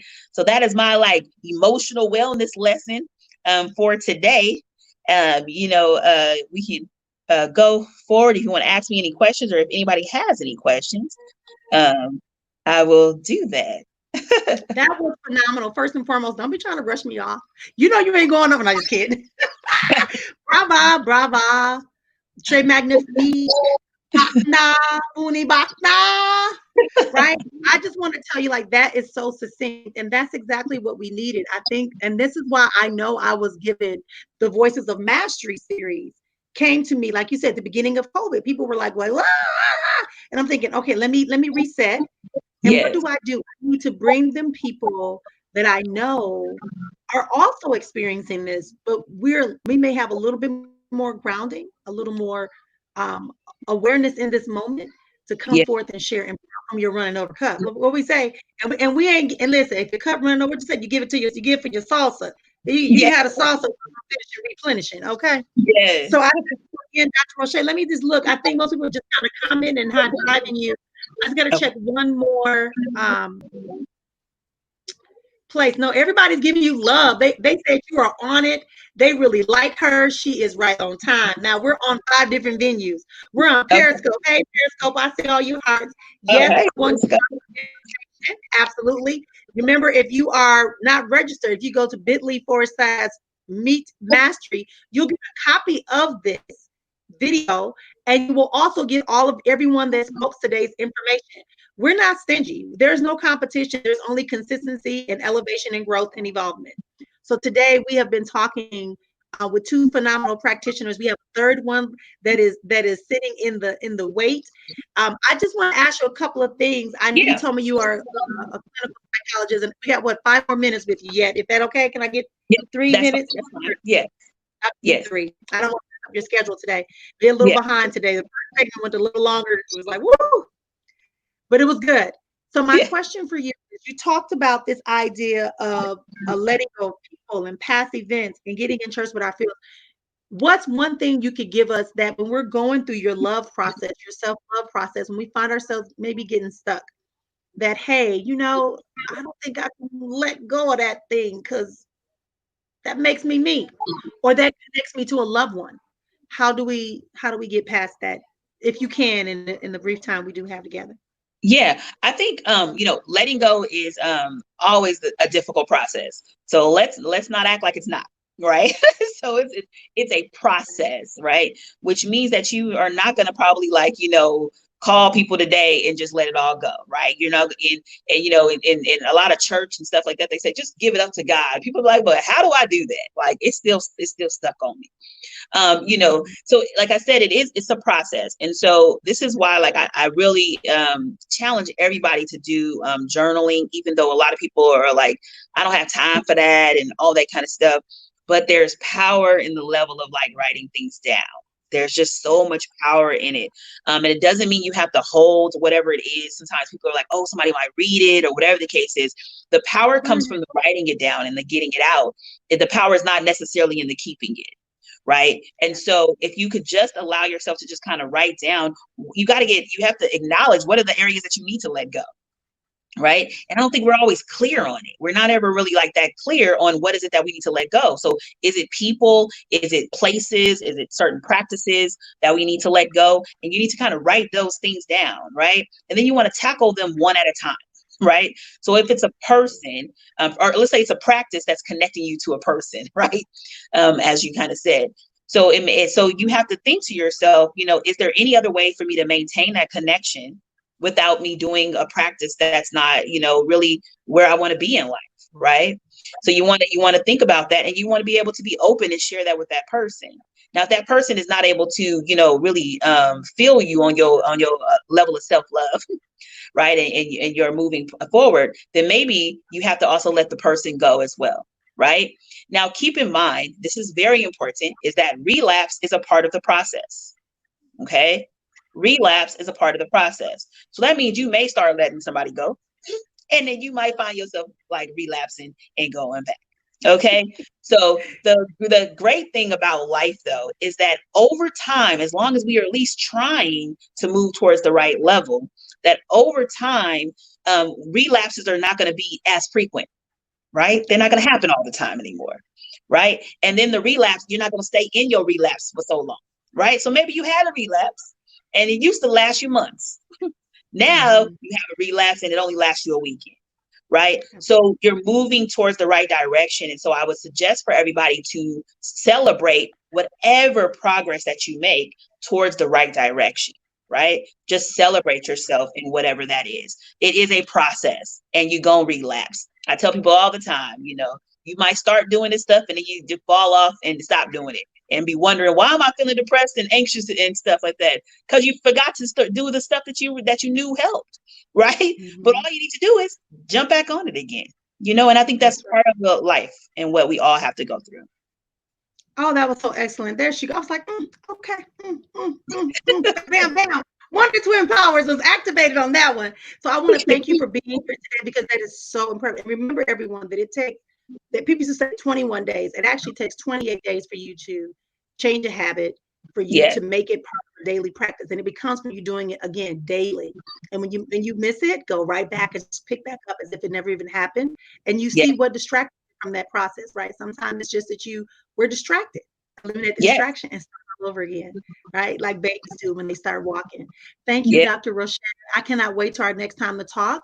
I'm sending you a virtual hug and thank you and all that good stuff, because we all need it this time. Thank you so much for being here. You right on point with understanding. I love this acronym, and I'm going to post it out.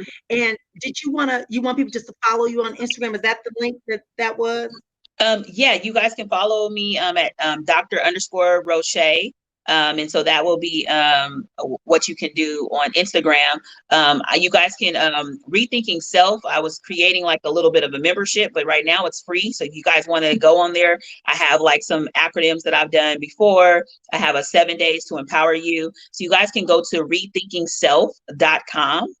So it's rethinkingself.com, and feel free to sign up. And everything is going to be free. So it's maybe like 6 different courses that are like available in it. Okay. Yes. Thank you so much for being here, Dr. Roche. It has been a pleasure. People are also still hearting you up they're loving you on Periscope. So if you're not on Periscope, you might want to go on Periscope. I used to have a Periscope a long time ago. Yeah, I just started going back to Periscope the last couple of months, and let me just tell you, I have been. Periscope is serious, okay? Periscope is serious. So thank you again, my life and my love sister. I appreciate you for being here today. We will talk again very soon. Thanks again, and I'm going to get started. Oh my goodness! Right. Bye, you guys. Thank you for having me. You're welcome, my love. Always, you're always welcome, Sister Life. You're always welcome. See you soon. Bye. Bye-bye.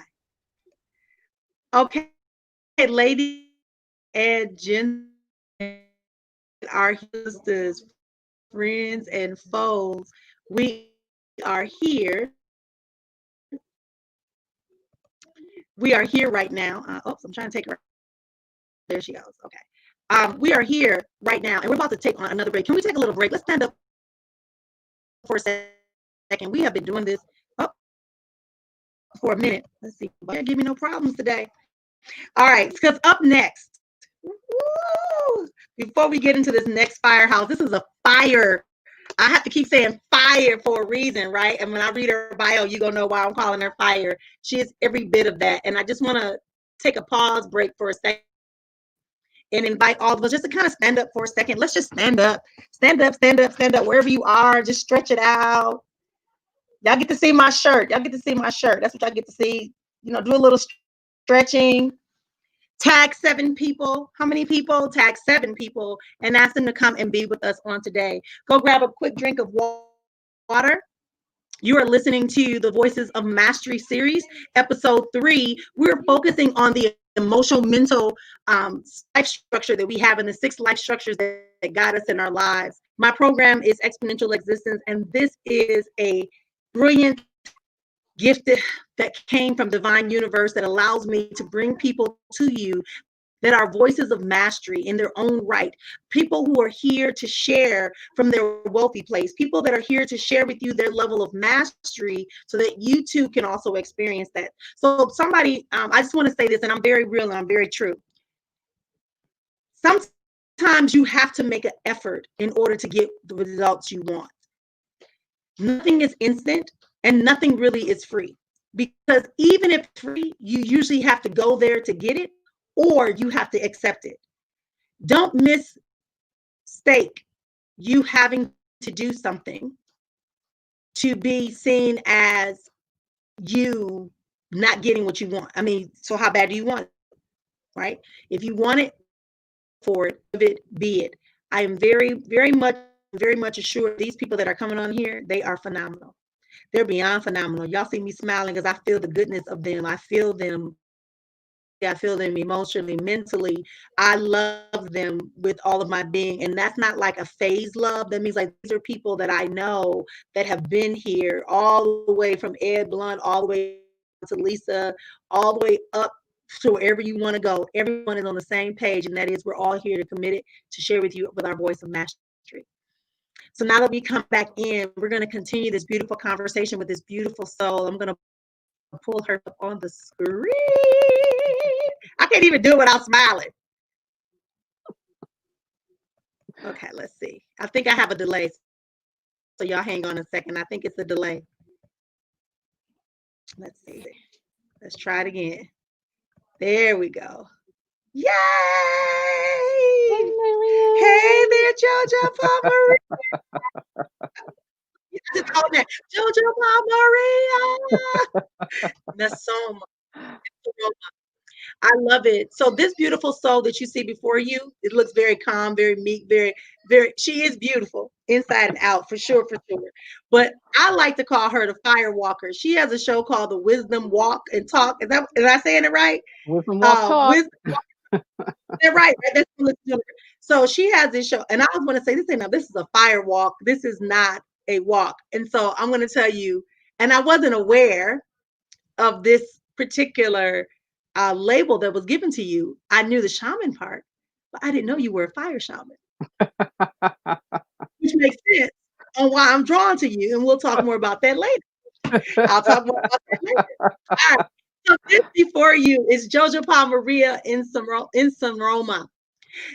She is a fire shaman, trauma resolution specialist that combines ancient wisdoms from Africa with the teachings of emotional and spiritual intelligence.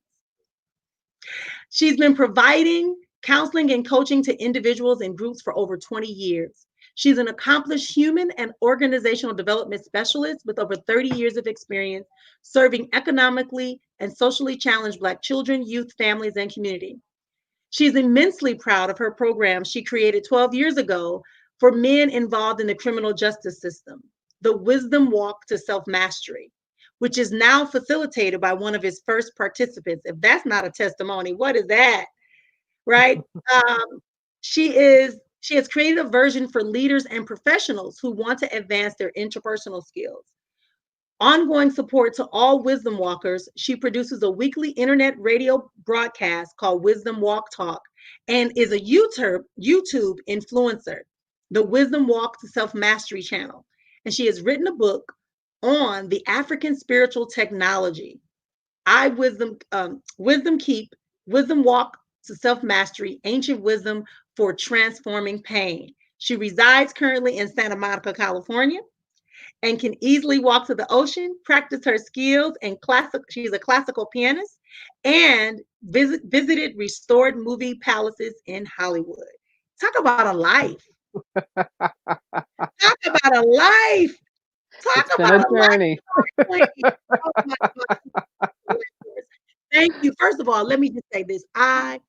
You know this already, but I really do love you. And I just so respect and honor our time that we have spent in just being together. Even now, like I'm swelling up with like my heart chakra area is just like this going because that's the love. Someone that's genuine as you. And so I'm gonna kind of play around with the order because this fire shaman. Yes. So those that are in my community that have been around me for a while, you know, I talk about the power of fire and air with me. Yes. Yes. And I talk about whenever I go into my ancestral journey, which is what I do at the Inner Healing Retreat, and I'll post it up again later. I talk about the fire, and they said, "Well, why does it always get so hot? And why does it?" I said, "Because the fire cleanses, and the fire also illuminates and reveals." And here you are, a fire shaman. I'm going. I knew she was a shaman, but I didn't get the fire. How did I miss that after all these years? I wasn't ready. I wasn't ready. Oh, you are. All of that is just like a snippet, not even a snippet of who you are. So we're talking today. Yes, ma'am. How are you feeling? I am feeling so grateful today. I feel that we're in the midst of a most unprecedented, unimaginable shift in human consciousness that is being brought to us in a way that we can't deny it. And the fact that it's global. Yes. And we know that, you and I, being light workers, we know these things happen. But this really, to me, is kind of the first time. Hey, Sharika McGee, love you. Thank you. This is the first time that we've gotten evidence that it is globally that humanity is being raised up to a higher level of consciousness. So I'm just in gratitude prayer every day. Just like, in between the grief and the rage, right? But then I go right into my gratitude because I couldn't have imagined in my lifetime that I would see, the number of white people in Wisconsin, especially, Come on. protesting over the death of a Black man. Mm-hmm. Mm-hmm. I'm still reeling from that. I'm still being rewired from that, girlfriend. and quoting the injustices that have preceded. Yes. Yes. This is my state. This right. My home. I was like, okay, y'all. And so you have to envision. Yeah, and and I'm gonna say this. Even now, I'm seeing the ancestral me dancing by the fire. I keep seeing that over and over. And I said, see, all of that time, all of that circling, all of that dancing, all of the chanting, everything, the flow, right? All of that is finally bringing forth. And I likened, I was talking to one of my non-African descent sisters, and she was like, I just don't know what to say as a white woman. I said, start with that. Ask yourself, what should I say to me first? She said, I said, no, talk to yourself first and figure out what's in there. And then once you figure out what you don't want to keep, toss it and then start working with what's there. And I said, it's like to childbirth, right? We get Mhm. pregnant, like, oh, I'm pregnant, yay! And your baby's in there and your belly's growing and you feeling the kicks. And then you forget about the reality of how to get that baby in your arms is labor. That's right. Huh? That's right. We're in the labor stage right now as a Oh, world. totally. We are in a Hmm. labor stage right now. We are Yes. about to give birth to something that is magnanimous, that is essential Hmm. for Hmm. eons and universes to evolve and oh, you just wait. It doesn't mean that anyone is going to be lessened or we're going to become bland. And no, we're not going to be. Right. No. It's Mm-mm. going to be able to say, "Hey, this is a rose. This is a violet. Hey, this is a tulip. Hey, oh, what is that flower? Oh, that's just a cactus. Oh, I love it. Let's have a party." And we're going to be able to recognize that, right, at a greater level of genuineness. Oh, this is so great. Yes, I Everybody is believe loving that. you, girl. They I are loving. believe that. Hmm. Yeah. Yes, yes, yes. Honey says she can't. I agree, honey. I can't wait to watch it either. Yeah. Right. So that's what I Yeah. want to say. So Jojo, I want you Hmm. also to share today. I had your look. I done deleted. I done hit the screen and it went black on me.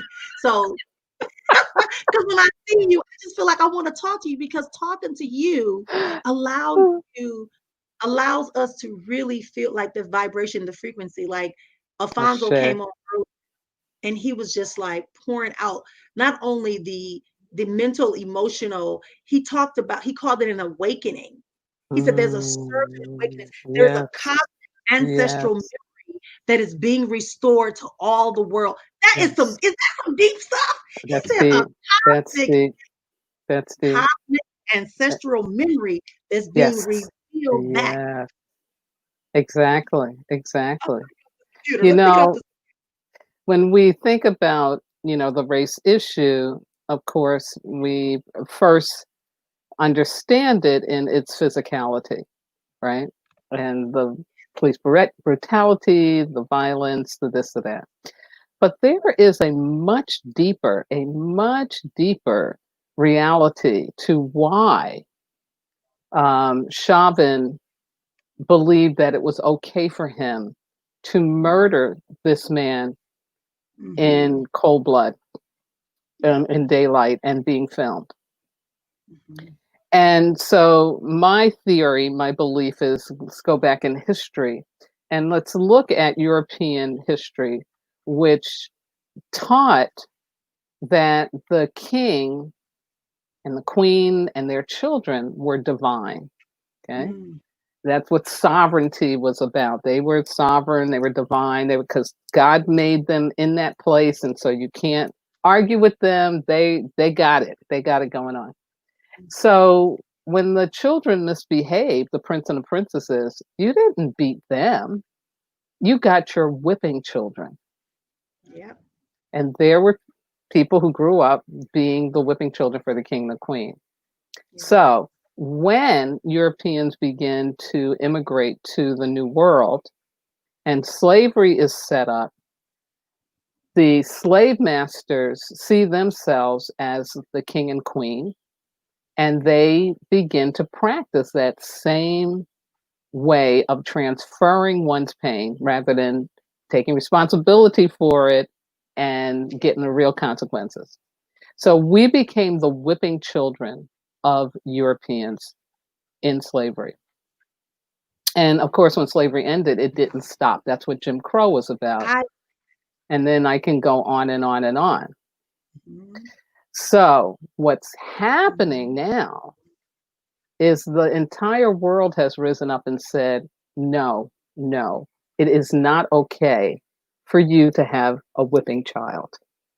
That's not okay.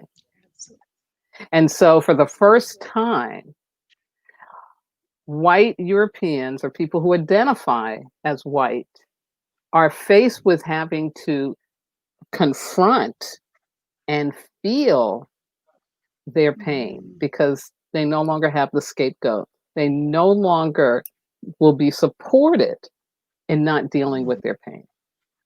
Mhm. That's huge. Yeah. That's And huge. I and I also think it's also I know it's divine because we're all at home. People Yes. are limited Yes. to movement. Yes. Yeah. The amount of interactions are limited, Introspection. right? Yeah. So now you start doing all this introspection. You start looking at your family. Mhm. You realize that Mhm. people are realizing that their children really don't know who they are, and they don't know who their children are. That's right. They That's don't know who their right. spouse, they don't know who their spouses are, who their family members They've are. cartooned them. They've Yeah, cartooned them in order to serve the machine, in yeah. order Oh, to not have to feel bad that I can't pay my rent. Exactly. absolutely. Let me Yeah. just take a pause. This is Voices of Masteries. We are talking to Jojo Paul Maria in Saroma, and she is a fire shaman. She is a organizational. Let me just take this. She's a mom.com. Look, I read her bio. Y'all can see it when y'all get y'all packet. Go Oh, join us, follow the page, Voices of Mastery here on Facebook. Follow us on YouTube as Exponential Existence. Follow us on Periscope. You're on Periscope. Y'all are loving us up with these hearts. I'm loving it. I'm looking at my big screen going, oh my goodness, they is clowning. But Periscope always does well. And so I want to let y'all know that what we're talking about is really how do you, get to this space? We're talking about emotional, mental life structure. And mhm, we were forced in these last 97 days, I believe it's been, mhm, to address what's mhm. in our emotional and mental life structure and Right. whether or not that's really Mhm, as whole as we thought it was. mhm. And we're seeing And I would there's add spiritual into that because although when people hear the word spiritual right away, they think about church, they think about religion. But spirituality is really about your relationship to your greater order and direction. It is your understanding of what is essential for your existence. Yeah. Yeah. And it is not about just the physical, it yeah. is really Talk about the that. non physical, the subtle, the emotions, right? Gets into the emotions too. That's why emotional intelligence and spiritual intelligence really work together. You There, you can't love on your God and you can't love on humanity without being able to feel. come on. And that to me is the treasure in the trauma of George Floyd's death. The Mhm. treasure is Like that this. he has blasted through people's concrete emotional retardation Mhm. and just broken that dam has been broken open and that water is now just flowing, gushing because people are Yes. feeling. And because for so long we were not allowed to feel. As a Oh, humanity, we it was dangerous. It was everything. you were either going to be crazy and locked up, Mhm. or you were going to pick up a gun or some kind of weapon and kill somebody and be locked up, or you were just going to not be able to function because feeling it would have just taken you out. So this is like, yeah, if I feel, I'm going to die. It's like, We do yeah. not support people who have emotional responses. Yeah, Why are you so loud? Well, that's an emotion. That's passion, exactly, exactly. right? Why are Why is you your looking? music so loud? Yeah, why Yeah, you got to yeah. be blasting that music? Yeah, Tell me. But that's the level, Jojo Pa, that we have to look at life. And I think that, like, I think Afonso, or maybe was it Afonso? I think it was Afonso that said something like, when you get to this state of Mayat, when you're looking for the true spiritual yeah, integration, when you're yeah. looking at the introspection, when you're looking at what really is justice, what really is your connection to nature, right? We usually don't even involve ourselves in nature. Mhm, And when you lose your connection to nature, the yeah, vital pieces that are essential for our livelihood, for our existence, that's where that comes from. That's where that exactly. comes from. Oh, that was good. Mhm, That was good. Girl, you yeah. got me talking. I ain't supposed to be talking. You supposed to be talking. So Sharika says introspection. Who are we really connected to? Exactly, exactly. Yeah, love it, love it. yeah. Yeah. So Joseph, you had Yes, something ma'am. prepared. I distracted you. No, not at all. Not at all. I'm just free flowing here, girl. I'm just riffing. You know, Um, because again, like we are saying, it's a time of really having to be open to learn because there's so much new that's going on.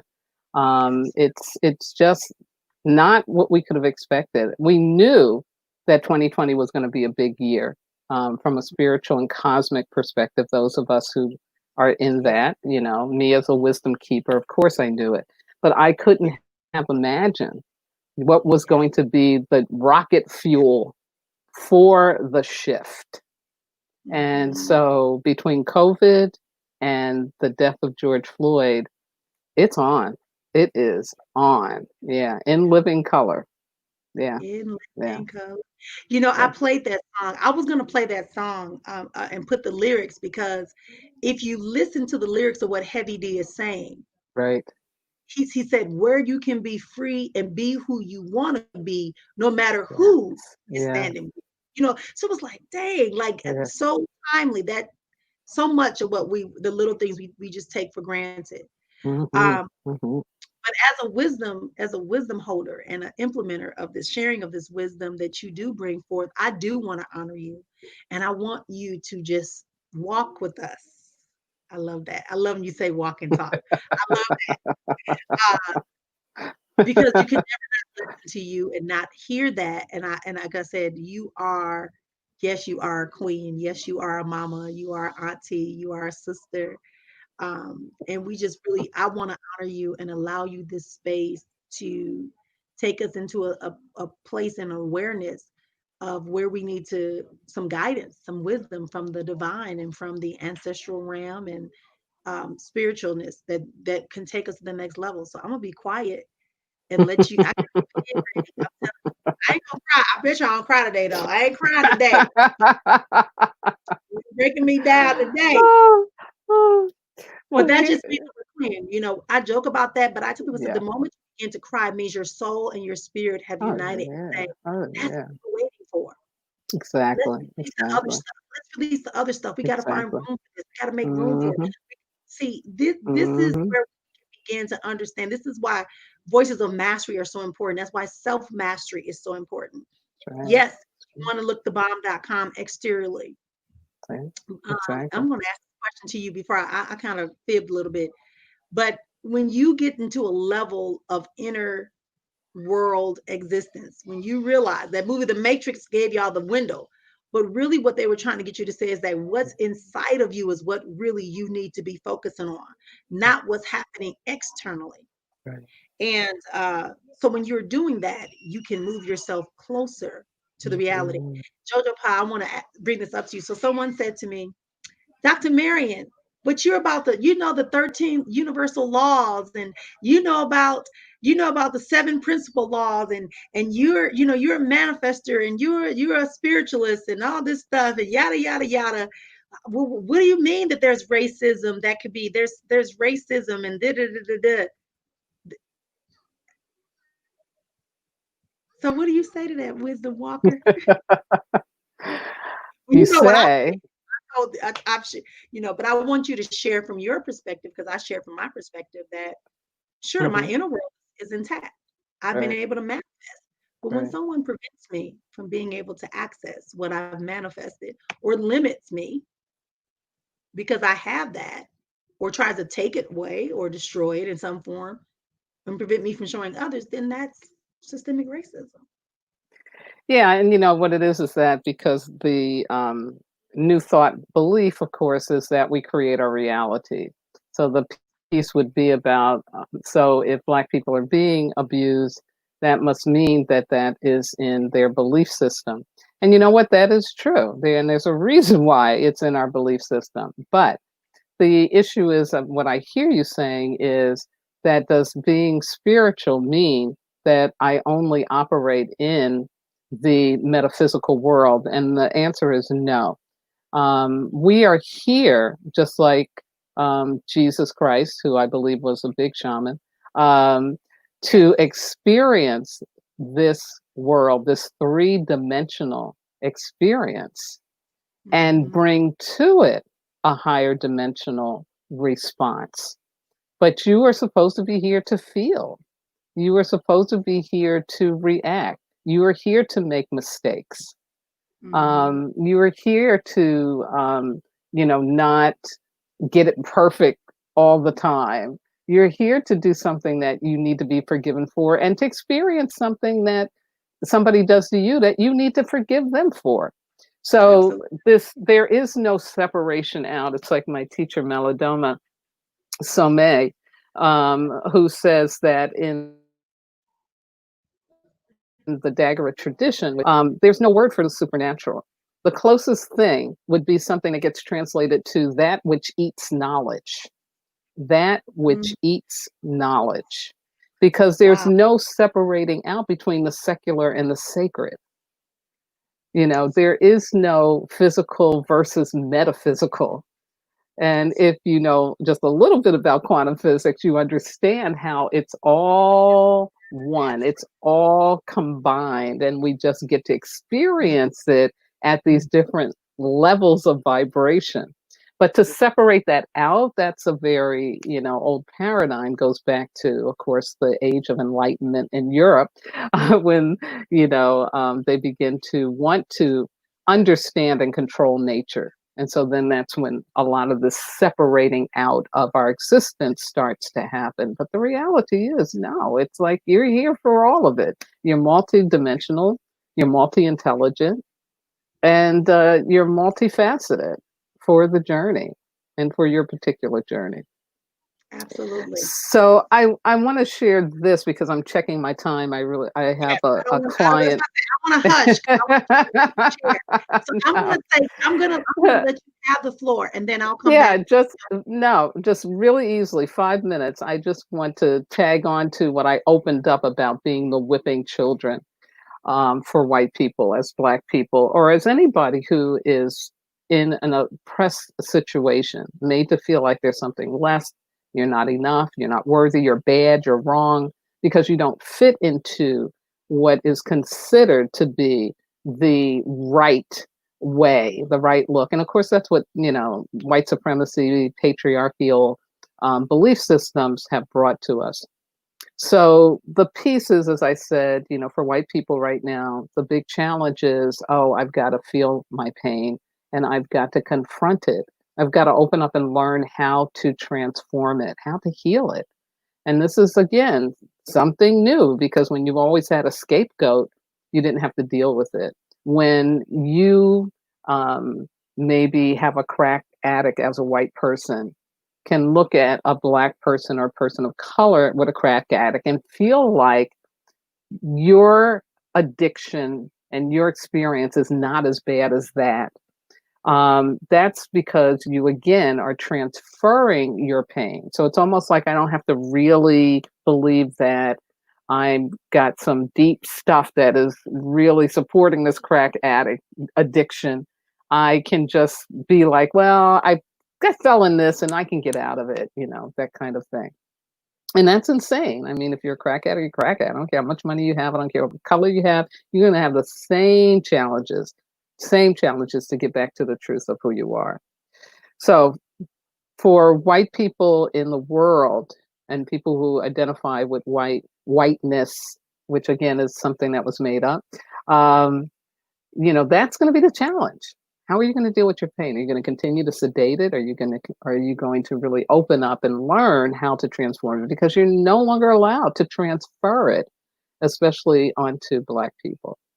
And so for Black people, if you have been in the role of being the whipping child, if you've been the scapegoat for 400 years, and you developed a belief system that I have to take on somebody else's pain in order to survive. If I don't withstand this pain, these beatings, these murders, then I'm not going to exist, because we got conditioned to that is our survival mechanism. We call these maladaptive behaviors, maladaptive behaviors from slavery. And if you don't know Dr. Joy DeGruy's work on post-traumatic slave syndrome, Google it, find it, post-traumatic slave syndrome, because she talks more eloquently than I can about the maladaptive behaviors that we have taken on as Black people as a result of slavery. So to me, 2020 brings us as Black people an opportunity to really face that and check that, to look at how we take on somebody's pain unconsciously, but deeply rooted in this belief that this is what I have to do to survive, right? So it's at that deep, a very deep, irrational level that we do it. And I believe that if we open ourselves up to wanting to be more conscious of that and what it looks like, for some people, it is actually violence that you take on. For some, it is micro and macro aggressions, the more subtle form of oppression that exists. Notice it, want to understand it, want to see it, so that you are going to be able to really take full advantage of this great shift that has happened. Not happening, it's happened. And where you no longer need to be the punching bag, the scapegoat for anybody in your life ever again. Zero tolerance for pain being transferred onto you. Yeah, that to me is the healing goal. And Marion, that's my message. That's my big message.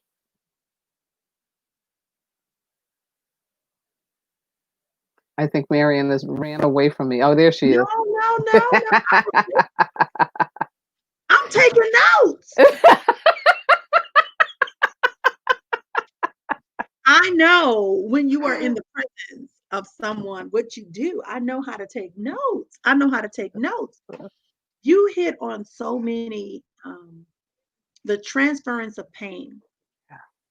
Some of my research was the fact about transgenerational oppression and anxieties, and how being in this, that was some of the research that I did that talked about how Carl Jung even talked about it, that when a baby is suckling, that he spent time in Africa. Because I had to do that, right? So I share that to say that when you talked about that transference, we have to build up this idea like that's not my responsibility. And honestly, it helped me, because I made a decision last week that I told somebody, listen, the doctor is retired. I no longer am a professor. I said, I do have the wisdom, the information, but I'm not going to give you a course in American and African history, because you're uncomfortable. I want you to go do the research, and then I can support you. I can give you a list, but I'm not going beyond that. I'll give you the course books, but I'm not going to, I'm not going to hold class. And I think that's important, because for me, that was my way of saying, what is my responsibility is what is in my presence. Kind of like what I told my European sister girl. I said, just get comfortable with who you are. Know That's how right. you feel. Deal with your pain. Deal with your pain. Face your pain. Open up to learning how to transform it. Definitely. I said, I don't care where you're from. You have to decide, because you are the individual that is feeling the pain and the discomfort right now. Exactly. Let's go. I thank you for that. And it's not my job to turn from being the whipping child into your healer. That's not my job. Yes. Absolutely, because healing can be physician heal. I got my own healing to do. But speaking of which, right? So let's talk about that when we're done with Jojo Pa. Absolutely phenomenal. I mean, sweet, succinct. This last 30 minutes has been, I can't even believe it's been 30 minutes. It went by so quickly. Jojo Pa, tell us about, I want to know about your book again, because I want a quick plug for the book. This is what it looks like. This is the picture of the dagger of medicine wheel, which my dear friend Shelby Keefe, a noted artist in Milwaukee, Wisconsin, and also around the country. She is amazing. She gifted me with this cover because she really gets it.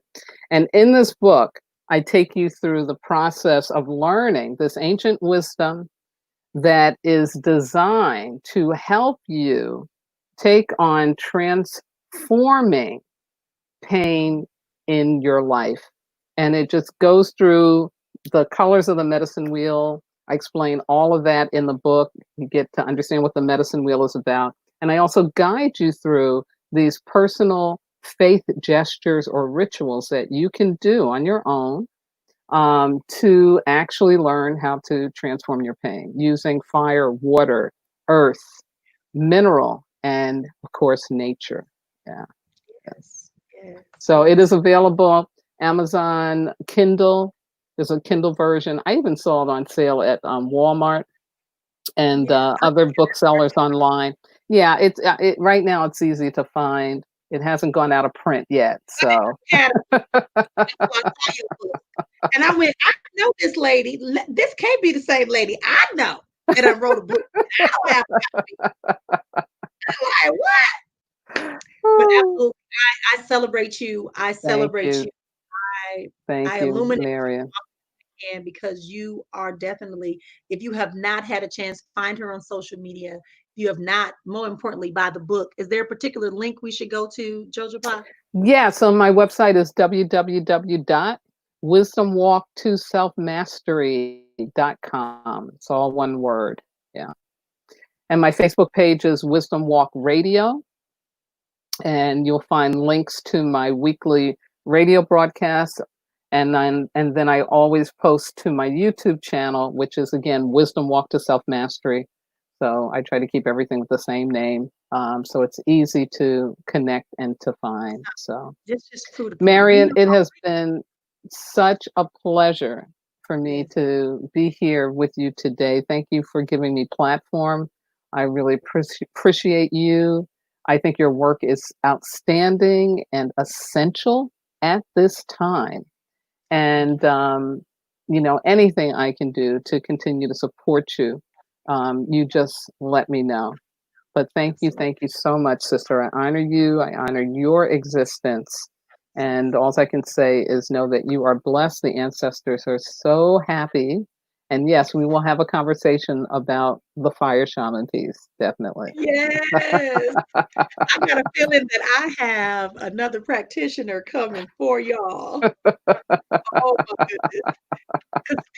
Because it's work, the Yeah, level of work yeah, that we do, yeah. like it's work. And Good work. so Yeah, yeah. I'm really, So, much mwah, love mwah, to love you, you. love you much. Oh, I Thank should wait for a minute. Does anybody have a question who's out you. there who's Anyone on? forgot to ask the question? We so used to You're talking. so welcome, Sherry. She thanked me for her insight. Anybody else that has a Oh, question? Sharika said something, and someone named. I could then.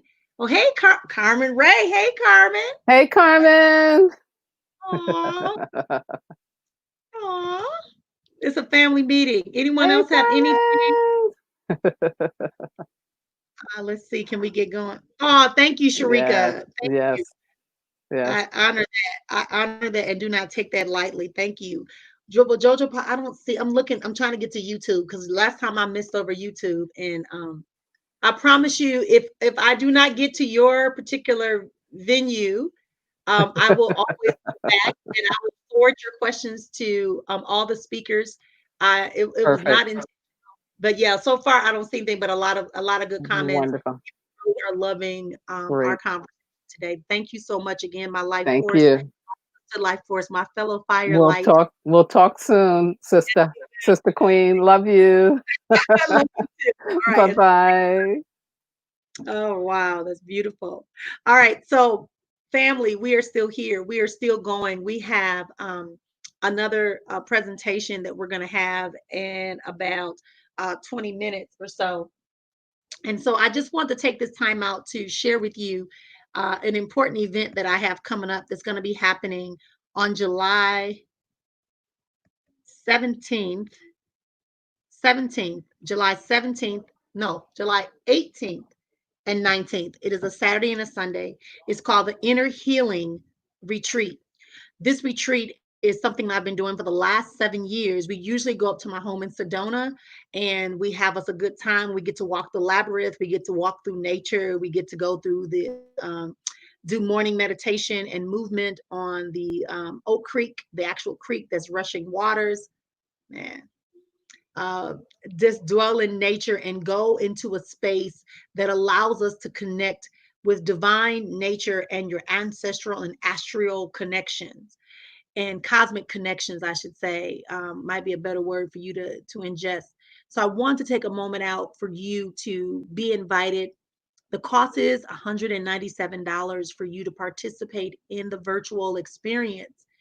And let me just go to tell you that if you were on the call earlier, on this program earlier, when I began to talk to people about um, the journey with the practitioners, just planning it out to make sure that we could give people the amount of power, the experience, the way that it needs to be experienced. Because while you cannot physically touch me, while I cannot physically touch you, I am able to through transmutation. I am through astral spiritual transference. We can still connect, and through this thing called video, we can talk and we can share and we can heal together. So I am inviting you to become part of the inner healing virtual experience retreat that's going to be happening on July 18th and 19th. And just as you heard everyone talk about, about self-loving, going back to what you love, letting go of things, being into a place of owning your fears, beginning to visualize, and then put a little extra into it. That's what we're doing for this experience. We're going to be pulling in Monica Craig, who is an herbalist, who is a form of a healer, as well as a yogi, and as well as other things, I should say. We're going to have Leslie Abney, who's going to come in, Rowans, who's going to come in, and she's going to talk to us about the spiritual planes of our body. She's also learning to be a naturopath, and so she's going to bring all of her wisdom. We also have Reverend Dr. Craig Wright, who's going to talk us through the cosmic atmospheric experiences that we need to have. And we have a bunch of other folks, and I don't want to start naming because I feel like I'm forgetting 4 people already. I'm trying to see. Oh, Regina Simpkins is going to be there. Oh my gosh. I mean, it's just going to be so phenomenal. Just having the conversation to prepare for this retreat far exceeded. So let me tell you a little brief story because we have a little time before the next speaker comes in. And I want to tell you this, that before I knew that something had to be different in my life, but I didn't really understand the power. And Jojo Paul talked about it, how when you take on the pain of other people as a way of covering up your pain, and how we want to be emotionalists. I've been there. I've been there when I didn't want to feel the gifts that I'd been given. I didn't want to experience the journey and the things that were on the side. I just wanted to zoom past everything to get to the next thing because I just wanted to be done. When you do that, you're collecting as you're going, but you're never taking off. So you may get to a destination, but you realize you've taken on a couple of things. And I'm a girl from Wisconsin, and we have a lake, and I grew up, and I got folks in the South from the country, and there's something called leeches. And what happens is you can get spiritual leeches, you can get emotional leeches, you can get physical leeches, you can get financial leeches, you can get vocation, your mind leeches, right? Your thought leeches. And so these leeches are little organisms that attach, and they attach because they can suck your blood. They can take away from you the things you have in your body to help them live.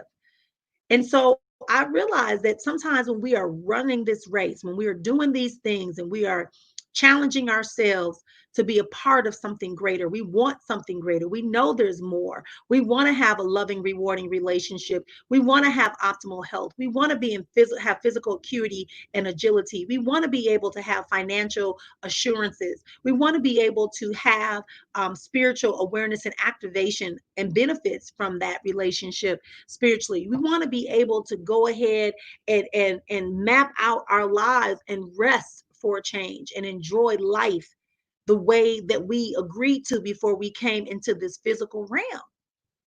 But what happens is we get distracted.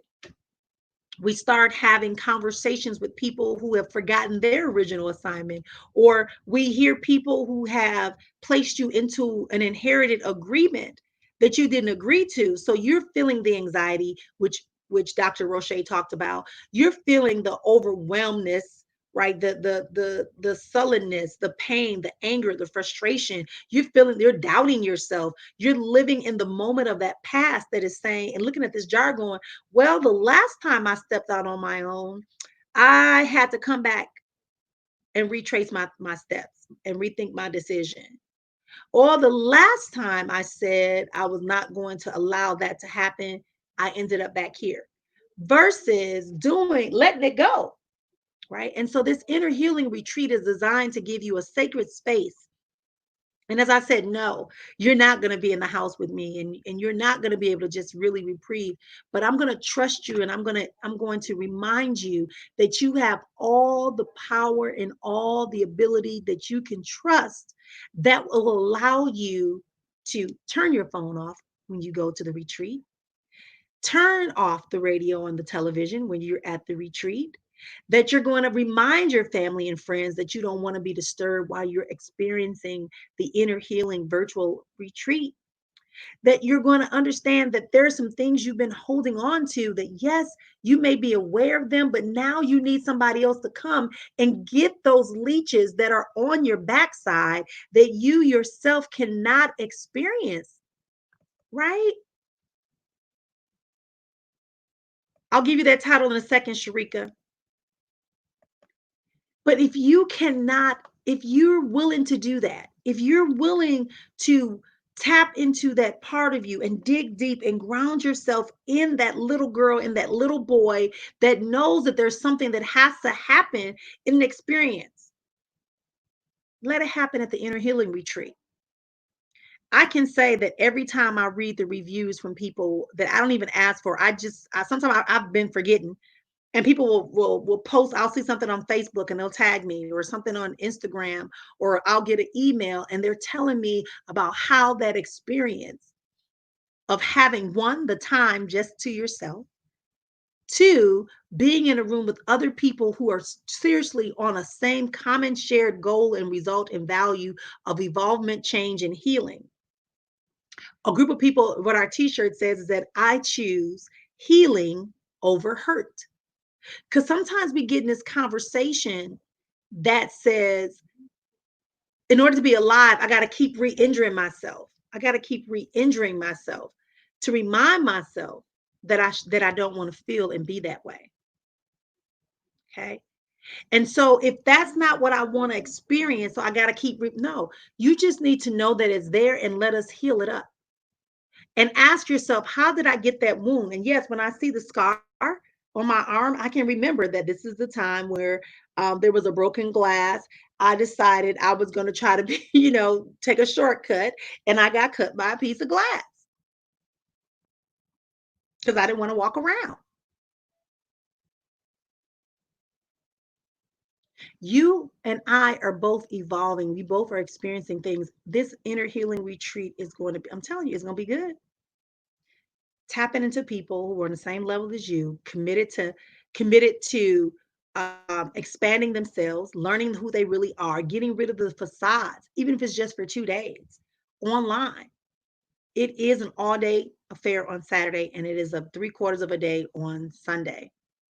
It's all going to be done on Zoom, so you will need to download Zoom. We're going to have private rooms set up so that you can talk to different practitioners, that you can meet and greet and have social time with other people, so that when you leave this retreat on the 19th, that you are just like it is when we leave it from Sedona, whenever we would have our usual retreat. It's going to be an opportunity for you to have some engagements with some people that move beyond the normal conversation and give you that extra reminder that gives you that extra support. I love when she said that. The difference between ordinary and extraordinary. People that do ordinary things get ordinary results. People that do a little extra get extraordinary results. And you cannot hang around ordinary people. You cannot have conversations with ordinary people and expect your life to become exponential or extraordinary. Exponential, ever expanding. Blessings in life to you. Because when we are inviting ourselves into a space of healing, we talked about the fire. Even now, like, my hands are on fire because I can feel the emotion of people who are listening to this and being impacted. Even though I can't see your faces, I can feel the vibratory frequency of you recognizing that you have a pain point somewhere, or that possibly there are some leeches and you can feel them, when you get ready to make a decision. You can feel them when you get ready to move forward or upward. You can feel them when you get ready to speak out and stand up. You can feel them when you begin to try a different perspective, try a different method, or see things from a different perspective because you're tired of the same old, same old. That's why the inner healing retreat is here. That's why I am who I am. This is why I believe that I was made, that this whole thing was designed so that those of us that are really serious and committed and open to evolvement, looking at opportunities with a willingness to exert the energy to bring about the results that we desire, be able to do that. And this inner healing retreat, bit.ly/IHR virtual, all small letters, all small letters. Okay. All small letters. Get into the space. Stop waiting for people to give you permission. Somebody said to me they wanted to do something, but they didn't want to take off of work because they felt like they're being watched now at their work with everything that's going on. And I went, so at the end of the day, you're going to not take care of you because you're worried about what someone else said. That's what Jojo Pa's talking about. We're taking on and allowing someone else to transfer their stuff to us. And now that's a leech. That's a leech now. You got that leech sucking on you now, draining you of your life, draining you of your vitality. I don't care how strong you say you are. It impacts us all. We're all impacted. I'm still healing from the video of Ahmaud Arbery. The video of the young girl who had a rubber bullet, go through her scalp, and actually open up her scalp. I wasn't expecting to see either of those videos, but I saw them. And so now I have to process that. And then I have, as Jojo Pa said, evolve into a state of gratitude and remember that I am in labor. And some of us need to begin to understand and I need to induce some of y'all labor so that you can bring about the change. And that's what the inner healing retreat is going to do. It's going to cause you to look inwardly, not only look inwardly, but to look at the things that are blocking you and let's confront them. Hey, why do I always keep getting into relationships with people I don't like? Hey, why am I still blaming my parents for what happened to me when I was 10 years old? Why am I still angry all the time? What is the root of that? What is the root of that? How do I tap into a spiritual realm when all I've ever been shown is religion and not the purity and the sanctity that can be found within a spiritual alignment and astuteness? Oh, absolutely, positively, so it is. Oh, this is good to me. This is who I am. This is what I agreed to. This is why I come forth to bring this into this space. And when I was inauthentic, when I wasn't being true to who I was, when I wasn't sharing my multiple gifts, because people said, well, how could you be very smart in school? How could you have a good relationship? How could you have a solid family? How can you do this, that, and this, you that, and this? And so I used to downplay. And then I had to come to an agreement that I made an assignment. I have an assignment that I agreed to, which was to come to this place and serve and contribute to it at a level that is one of divinity, for divineness. It exceeds anything else. It's no judgment, no harm, no foul. But I have a job to do and I've agreed to do it. And I'm inviting you to let me support you to do that by attending the Inner Healing Retreat.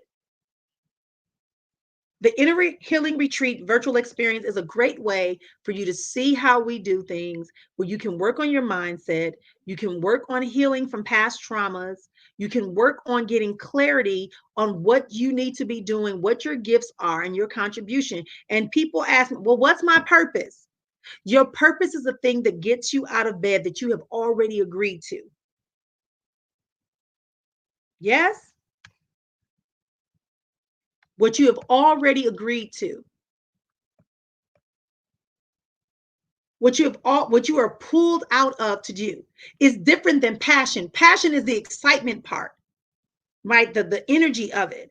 But the thing that you want to do, your purpose, your calling is that thing that is pulling you. Me, I love to share information. I love to heal. I love to talk to people. I love to interact with people and help support them in identifying a new level of light in life. Absolutely, positively. I love allowing people to understand that they are the base foundation of everything and they are the root of their success, whether that's success in love, money, relationships, spirituality, physical wellness, or health, or your career, or your business, or your educational journey. You are the root of that success. It doesn't matter what anyone else believes, more nothing else matters more than you. What do you believe? What do you desire? What do you want? What do you believe, want, and desire for you? And once you can harness what you know about you, then you can say, now, once I do these things, this is going to impact my children. This is going to impact my extended family. This is going to impact my community. This is going to impact the world. That is where it all begins with you. The inner healing that exists. Because it's real easy to heal the outside skin. Put a little salve, look back in the day, cocoa butter, right? Shea butter now, cocoa butter, all that. And you can get the wound to kind of almost disappear. You can put on makeup to cover up the physical healing. We can put braces and we can put you in traction. We can do all these things for your physical, but we really don't take time out to heal the internal. Because your conscious mind will begin to see things that you want, desire, and identify who you need to become. But then you have these emotions that are working here as the border guards that are saying, wait a minute now, I don't know about that. That seems a little bit too risky. Hey, I've seen some other people try that. That doesn't work. And then what they do, they say, you don't believe me? Watch this. And then they call on your subconscious to bring up a message, and it paralyzes your movement. It paralyzes your movement. You hesitate. You nibble at it. You dabble at it. You say it, but you never do it. You say it, but you're not believing it. You say it, you show it up, you show up, you go buy all the books, you get all the candles, you do all the spiritual baths, you go and you attend all the conferences, you like all the pages of Aliana, of Queen Afua, Marian Afua, you're in there, Deepak Chopra, Oprah, Soul Sunday, top fan, but there's no foundation, there's no activation, there's no grounding. You're just moving like that thing they have outside of stores. It just kind of goes like this because of the air and it's to get you in. Inner healing is required if you are going to move or be able to withstand and have resiliency and be able to have a pattern, because there's a code inside of each of us. Our codes are to thrive. Our codes are to enhance and make a contribution universally.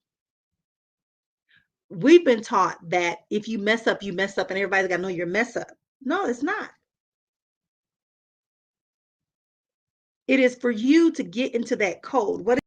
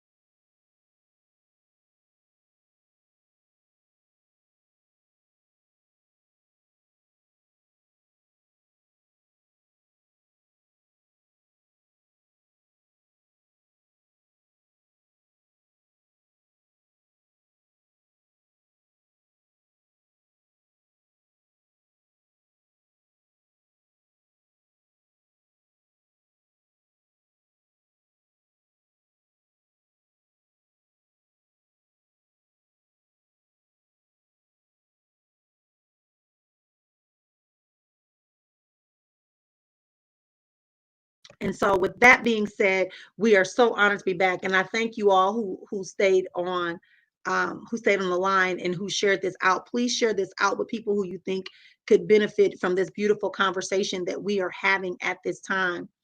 And that we're having at this time, enjoying the process of healing, looking at our emotional, mental, spiritual. And we know we're going to talk about some spiritual methodologies, always going to come up in every level, because I really believe that our spiritual awareness and activation is going to affect our commitment to evolve in the other areas, in the rewarding relationships, as you said, to be able to feel, to have the emotions, to recognize of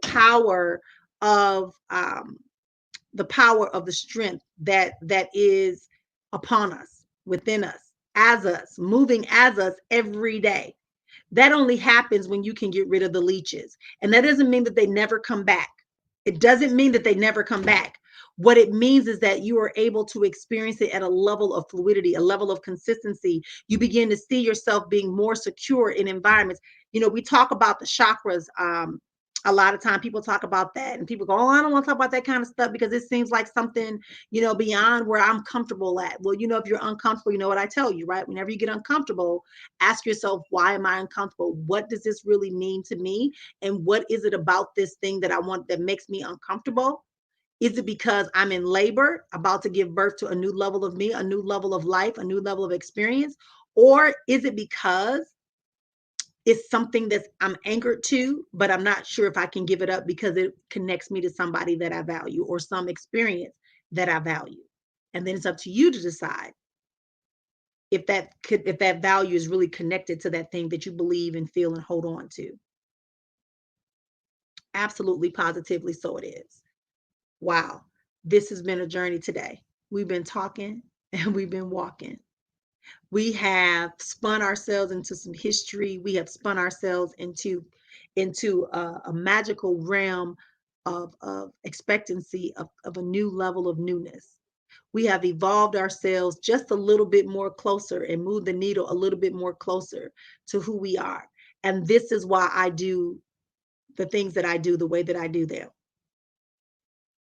You know, why do I come on here simplistically? I come on simplistically because it really is simple. It really is a simple thing to do. It doesn't require you to be dressed up externally, but on the inside you messed up. I remember that saying, fake it till you make it. We no longer want to, we don't want to fake it till we make it. We want to be able to find the foundation so we can build up to what we really want to do. Starting over is never a bad thing, because when you start over, you know what didn't work, right? The model is broken or it's ineffective. Either way, we got to change it, right? It's either done or it's not done. Either way, we got to change it. So we're gonna be talking today to someone else who's going to be supporting us and going forward. And I wanted you all to just really get a chance. Again, it's bit.ly/. Maybe I should type that in there. I think I just realized there's an error. bit.ly/IHR virtual. That's where you need to go. I just posted it in all the rooms, and you'll be able to see that. You can go and be a part of that and enjoy the virtual experience. Someone just inboxed me on another page and asked me about payment plans. Of course, there are payment plans. Of course, there are payment plans. And why we have a payment plan? Because I know what it's like when you don't have all the cash, but you want to do something, and you know that you need to have it. I don't want to be like the pharmaceutical companies and be like, oh, you can't get your medicine because you don't have enough money. I don't want to be like, oh, the hospital, you got to pay your copay or you can't get seen. So we offer this healing. We choose healing over hurt. We choose healing over hurt at the Azon Inner Healing Inner Healing Retreat. This time it's a virtual experience, July 18th and 19th. And that's all I'm going to say about that. Go to the website, check us out, join our mailing list, become a part. If you have any questions, you can also find me. You can send us questions. You can inbox us. Actually, inbox me, and I'll get them forward, or one of us will be able to get back to you with any questions, especially if you want the. You can also phone us at 480-269-1038. 480-269-1038. I'm not afraid to talk to people on the phone, because how else do I get to know you? How else can I really serve you if I don't get to know you? You will have to have a conversation with me anyway if you're coming to the retreat, because I like to be able to talk to you and help you prioritize what it is you want to expect, and you can work on while we're in the retreat. And that's why I like to have a phone conversation with everybody, so that we can really, really, really grow and expand. Okay. All right, good. All right, everybody. So we're going to keep going. The other thing I want to talk about today is I wanted to share something with you, and I just got to find it again because somebody took it away from me because they thought it was trash. Um, we're talking about the emotional, mental life structure that exists. And so I wanted to share with you um, the law of potentiality. I talked about it a little bit with Afonso, and I mentioned it again with Jojo Pa. So I wanted to make sure that I share with you this idea of the law of pure potentiality.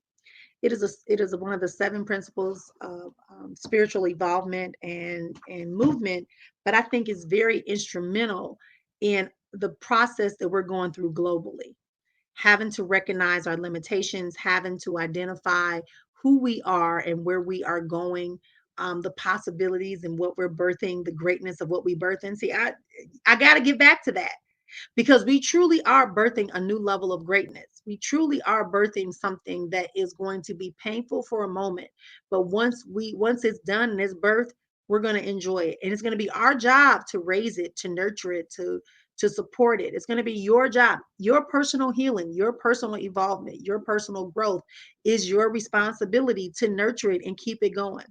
So this law of pure potentiality is um, I used to not like saying that person has potential. I used to not enjoy saying, "Oh, they got potential." That's why it was just it irked me so much, and I didn't understand why. And I think I understand a little bit, and that is because I knew that potential energy is waiting for an outside stimulus to come and get it going. And potential doesn't mean that the individual actually is going to become that. It just says it has the potential to be there. And so, in knowing that, even before I became fully aware of it, even as a younger person, I knew that there was something more than just saying, you've got potential. You've got potential is like saying, yeah, that's a tree, right? It's a tree. And that's all we know, that it's a tree. We're not aware of what it's going to produce. We don't know if it produces seeds. We don't know if it has seeds. We just know it's a tree. So that's what I initially thought about potentiality. And then I learned about the law of pure potentiality as a source that is about pure consciousness. And you probably will hear me say that word a lot. And the reason why I want you to do is a difference. You can be conscious, which means you're awake. Consciousness is the state or actual being, the activeness of what you are awakened to. They talked about that earlier today. And I think that if we can get to this space of consciousness, the active state of being not only aware, but actually putting it into action, in the physical action of that, then we can begin to grow. So the law of potentiality allows you to know that there is that it is available to you. Let me back up. One, this law of potentiality is available to you. Is everyone has the ability to access this pure potential energy that we can begin to work with and transform to ignite us into a new level of consciousness and active existence. Okay. Consciousness and active existence. So pure potentiality um, also is seeking. I'm gonna read in a second. Is I just don't want anybody to get confused by this, because this is so important. When there's a gentleman, his name is Paul Robeson. He was a All-American athlete, Heisman Trophy back in the 1930s, 40s, Black African American. Paul Robeson, great opera singer, activist, all of that. But one of the things I heard him say when he was talking about, the rights for Black Africans at that time, they were called Negroes, and they were calling him a communist at that time, and he said we must elevate ourselves from a language that can no longer bear the weight of our current reality. And I think that the reason why words have always been so important to me, why I always go to the definition, I can remember I think she's my fifth grade teacher, Mona Ely. And she would always say, we would say, how do you spell? She would say, look it up, sound it out and look it up. Well, what does it mean? She would say, look in the dictionary. And she said, don't just read the first definition, read all the definitions, all the definitions. Read all the definitions. Read the history of it. Know if it's a pronoun or a noun. That's what we have to do when we did spelling words. We have to put down whether it was a noun, adjective, verb, or to look up and say how many definitions it was. If it was 7 definitions, we were expected to write down 7 definitions, and we were supposed to be able to use it in the context that we needed to. Wow, that was some learning back then. So that's why when I'm coming back to this conversation,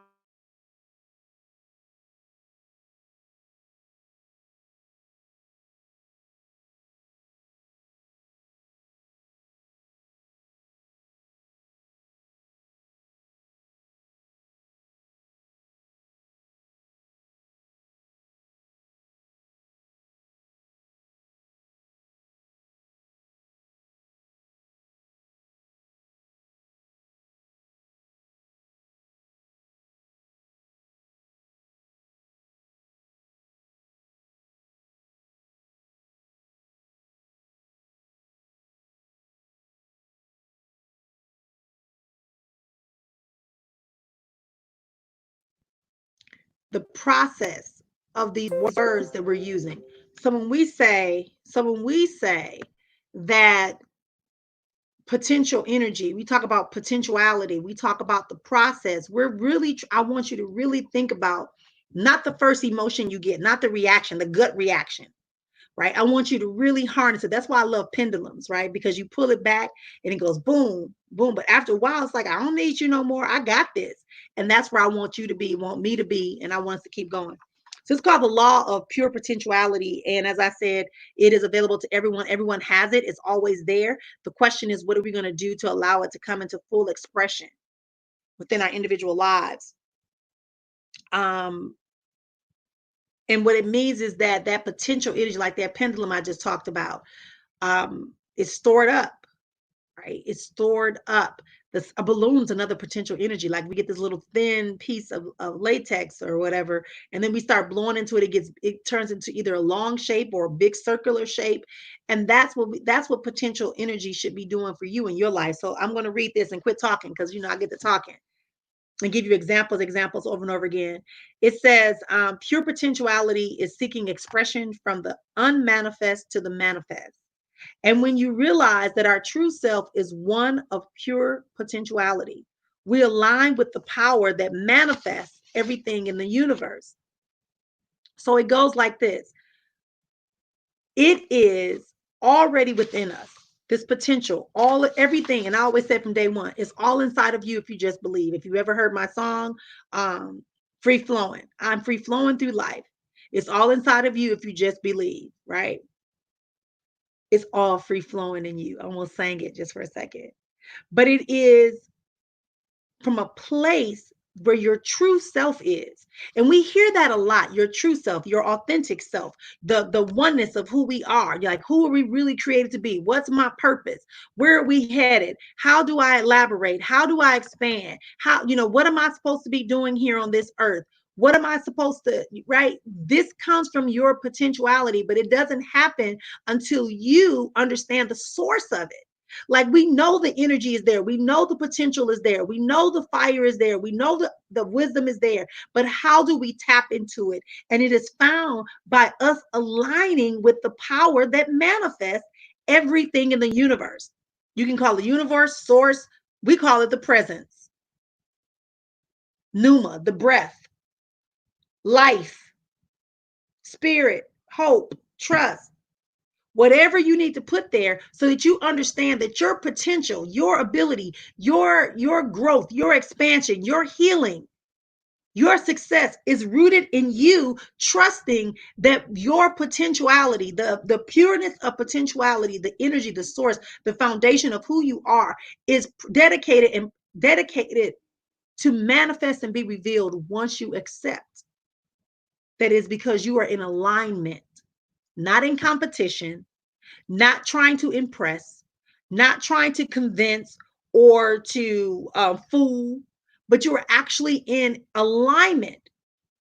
That goes back to those 6 life structures. That's why I said spirituality becomes a foundation. And everyone that spoke so far today kept talking about spirituality. And we're here again. It says it comes from the power that manifests the power that manifests everything in the universe, whatever turn. Huh. So it makes me think about, I'm reading from my book called, I'm reading from my book that is called Seeking Escape. It is a self-described journey of my evolvement to understand universal laws and practices and integrate them into my life religiously so that I can have a spiritual awakening and that I could thrive instead of just surviving and just being here. That I can move from just existing and being present to becoming representative of the presence in my everyday life and being exponential in my existence, moving and growing incrementally every day. Okay, so those of you that were asking me, what am I reading? That's what I'm reading. I'm reading from my book, Seeking Escape. All right. Um, I like to use quotes from other places because I think it's really, really, really important to do that. But this is a hymn that was done by Rig Veda. A Veda is like a scripture from the Hindu and Buddhist culture. Okay, so it says, "In the beginning there was neither existence or non-existence. There was existence or non-existence. All the world was unfamiliar energy. The one breathe without breath, and its own power, nothing else was there." I'm going to read that again, okay, because I think I had a glitch. I just saw the screen go black. "In the beginning, there was neither existence nor non existence. All the world was unmanifested energy. The one breathes without breath by its own power. Nothing else was there." And that's what I want us to get. Like, you got to understand that the breath is there even though you have yet to breathe. You have to understand that that hmm, you have to understand that it's always present. That's why I said I had to get into a state to understand that the presence is in me, around me, right? As me, and is wanting me to represent it as me everywhere I go in all situations. And so I had to go through this process. Oh, sure, sure, sure. I'll post it if I keep forgetting to do stuff like that. If you inbox me, I'll send you a copy. Don't even worry about it. Just send me a copy. Right? Send me a copy. I'll send you a copy, honey, if you want a copy. Right? So the thing is that when you are looking at your potentiality, the pure potentiality of who you are, of where you want to, what do you want to manifest, you got to remember that that potential, that thing that you're getting is the breath of the pneuma. It is the non-existence. It is the power that manifests all. It is the creator. It is life, source, universe. It is the breath that you breathe. It is the soul. It is the creator of the soul and the spirit that intertwines moment by moment, life by life in all of us. So when you are confronted with things externally, you got to remember that the potential inside of you has the ability to transmute that thing. Yes, we are constantly, right there, it is right there, always present inside, never goes anywhere. But what it is that we just get distracted. And you heard Jojo Pa when she said they're two different existence. And we cannot just stay in the metaphysical spiritual realm and exist and stay in our inner world where everything is getting in harmony and moving and alignment. And we have this potential and we're ready to birth it. And then all of a sudden we get here and they say, nope, close your legs. You can't do it.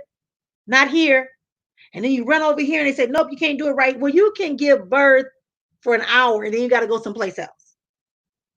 Or you can only give birth, or you can give birth this way.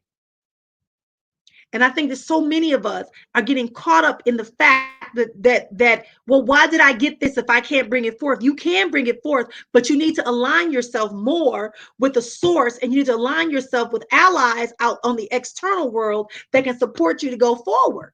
People like this on these calls right now. We got people all over the place that are on these calls in different groups, in different sections, and they're coming in. We got people that are listening on Blog Talk Radio. And so if we're going to get into this conversation, there needs to be some reality placed in us that lets us know that pure potential means that you are in alignment. And many of us are missing that alignment piece. We have the knowing, the knowledge, we have the awareness, we have the association, but we're missing the alignment. The alignment that says we are recognizing the connection, the cord that's invisible, that is within all of us at all times, always present, always active, always creating on our behalf as us, in us. And then we present it to the world. Oh my gosh, oh my gosh, oh my gosh. The energy flow of that, because I just saw like a flash of energy just come through, a light. And it's, that Nike sign, that symbol. Yeah. You got to start seeing those kind of things happening in your life, or you're going to begin to keep seeing the darkness.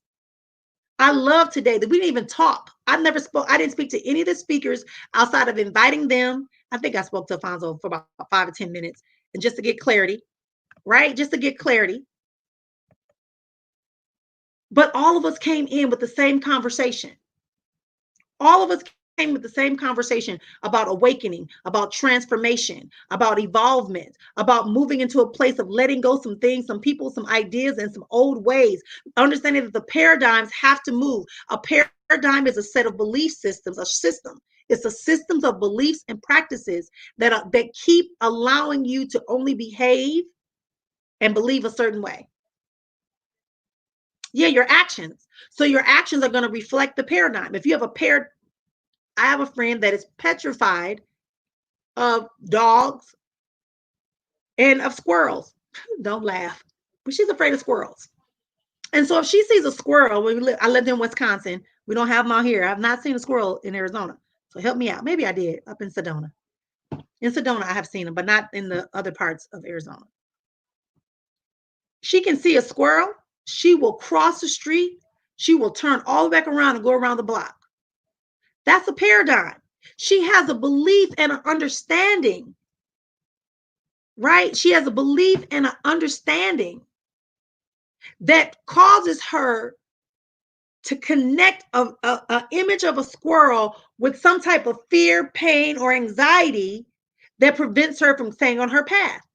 How many of us have squirrels? How many of us have squirrels? If you have a squirrel, just drop a 1 in the comment box, on whatever platform you're on. Just drop a 1. I'll come back to you. Because we all have images, squirrels, memories, fears, frustration, doubts, anxieties, uncertainty. But the pure potentiality should come rise closer to you. Should place you in a condition, into a mindset that allows you to, as Alfonso said, transcend the condition that you see. Because the power to manifest resides in that potential energy. So when I say to you the 6 life structures, and we talk about you being able to have a harmonic existence and a cylindrical thing happening over and over again, where there's harmony and balance, and you're moving forward and you're manifesting and you're allowing this presence to be within you, and you're allowing it to express itself, because that was the second part. It has to be able to express itself uninhibitedly.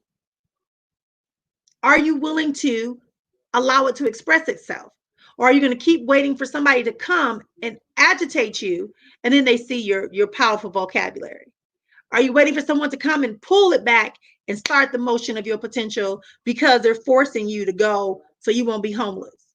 Or they're forcing you so that you got to be in a relationship now with somebody you don't want to be in a relationship with, or that you're taking a job you don't really want to have, that job or that career or that vocation, that you're denying yourself that business. So you ask yourself the question, what do you really want? What do you desire?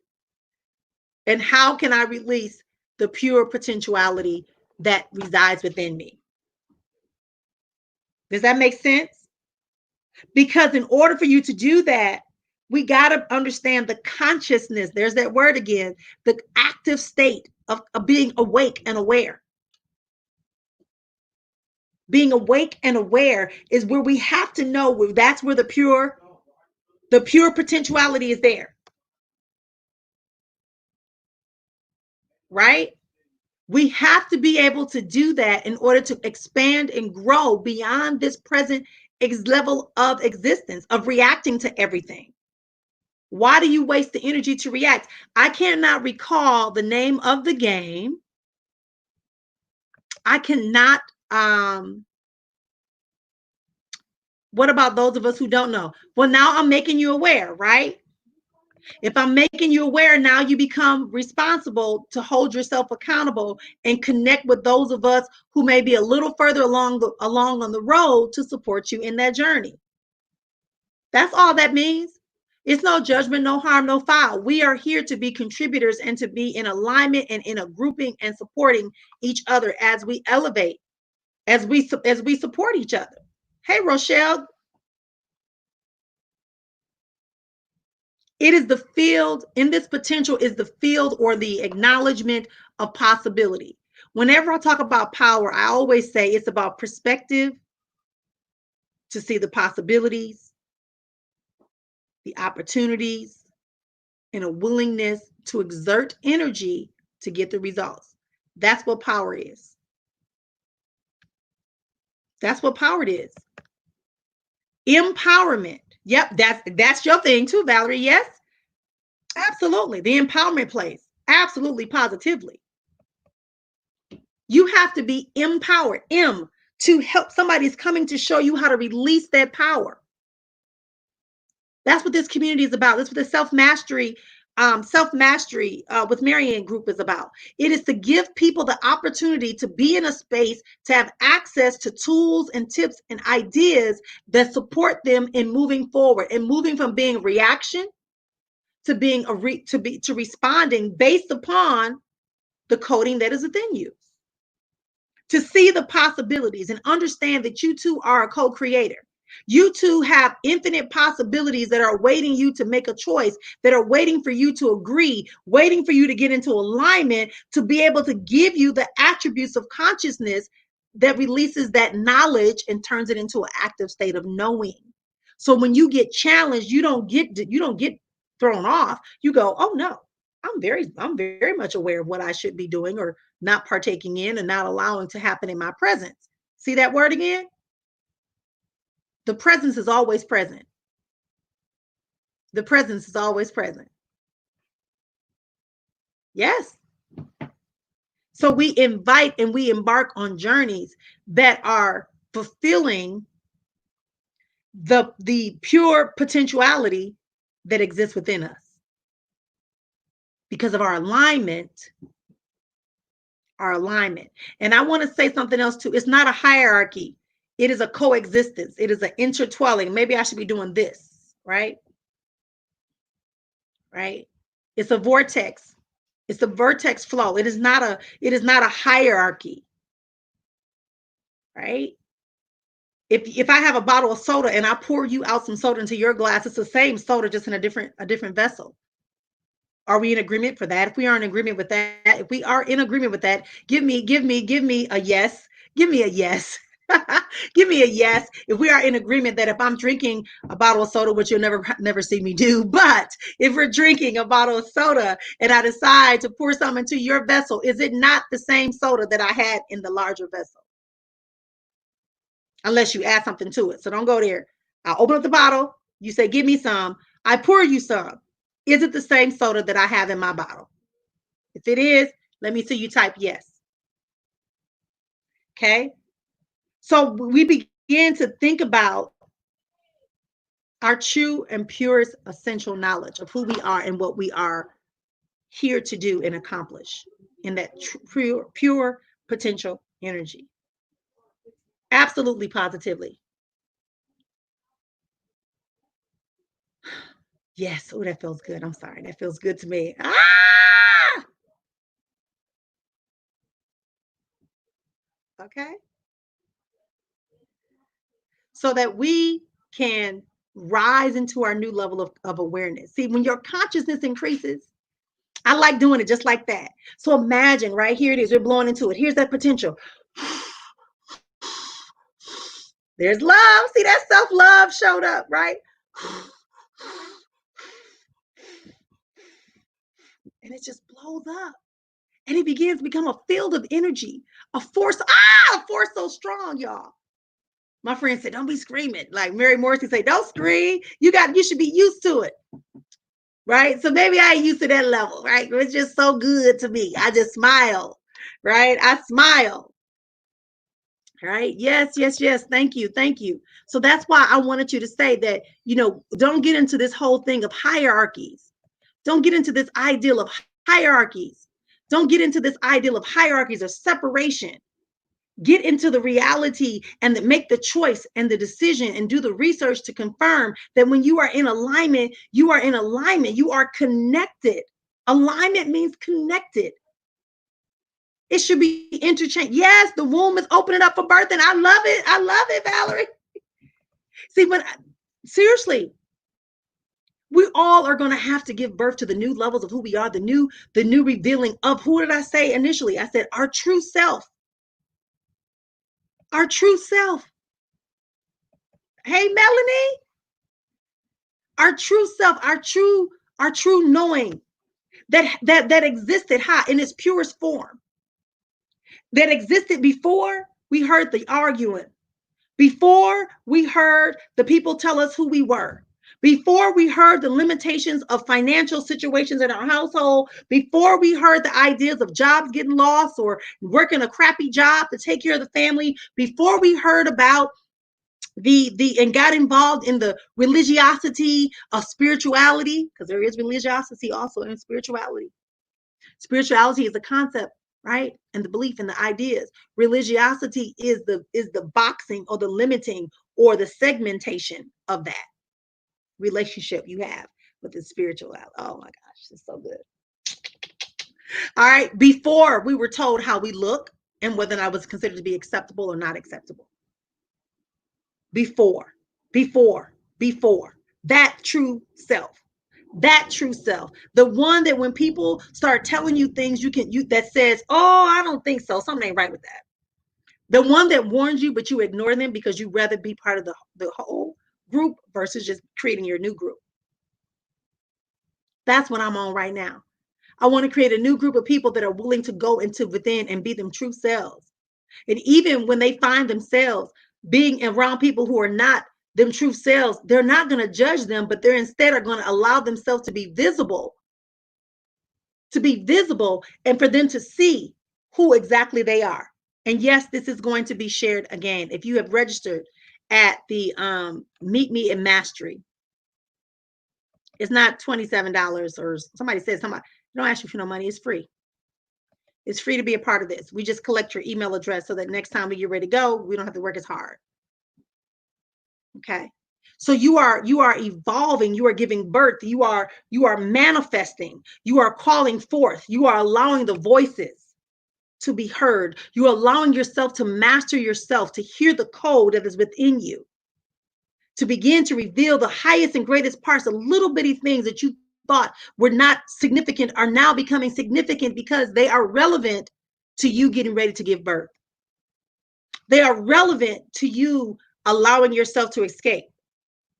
In the book I wrote called Not My Reality, yes, it's not my reality to keep buying into concepts and belief systems that no longer serve me. It is not my reality to begin to watch myself suffer by the choice because I don't want somebody to be upset with me.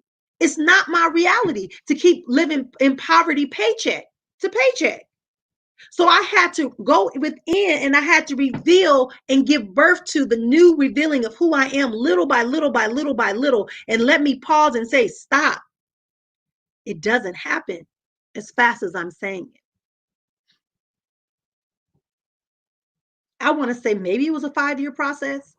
Little by little by little by little, researching, listening, growing, crying, traveling, sitting in a room in chaos. I mean, a room of chaos, meaning like there's stuff everywhere. Being disorganized, feeling frustrated, feeling overwhelmed. All of that is part of the journey. And it doesn't have to be exactly the way that I did it. It doesn't have to be the way that I experienced it, but let my experience begin to remind you. Again, I'm just here to remind you that you have an original assignment that you agreed to. And how do you get to that is that you have to allow that pure potentiality that exists within you already, that presence that is already present within you, around you, and represents itself as you to this realm to be, so that your true self can be here. Yes, ma'am, on a daily basis. Yes, ma'am, on a daily basis.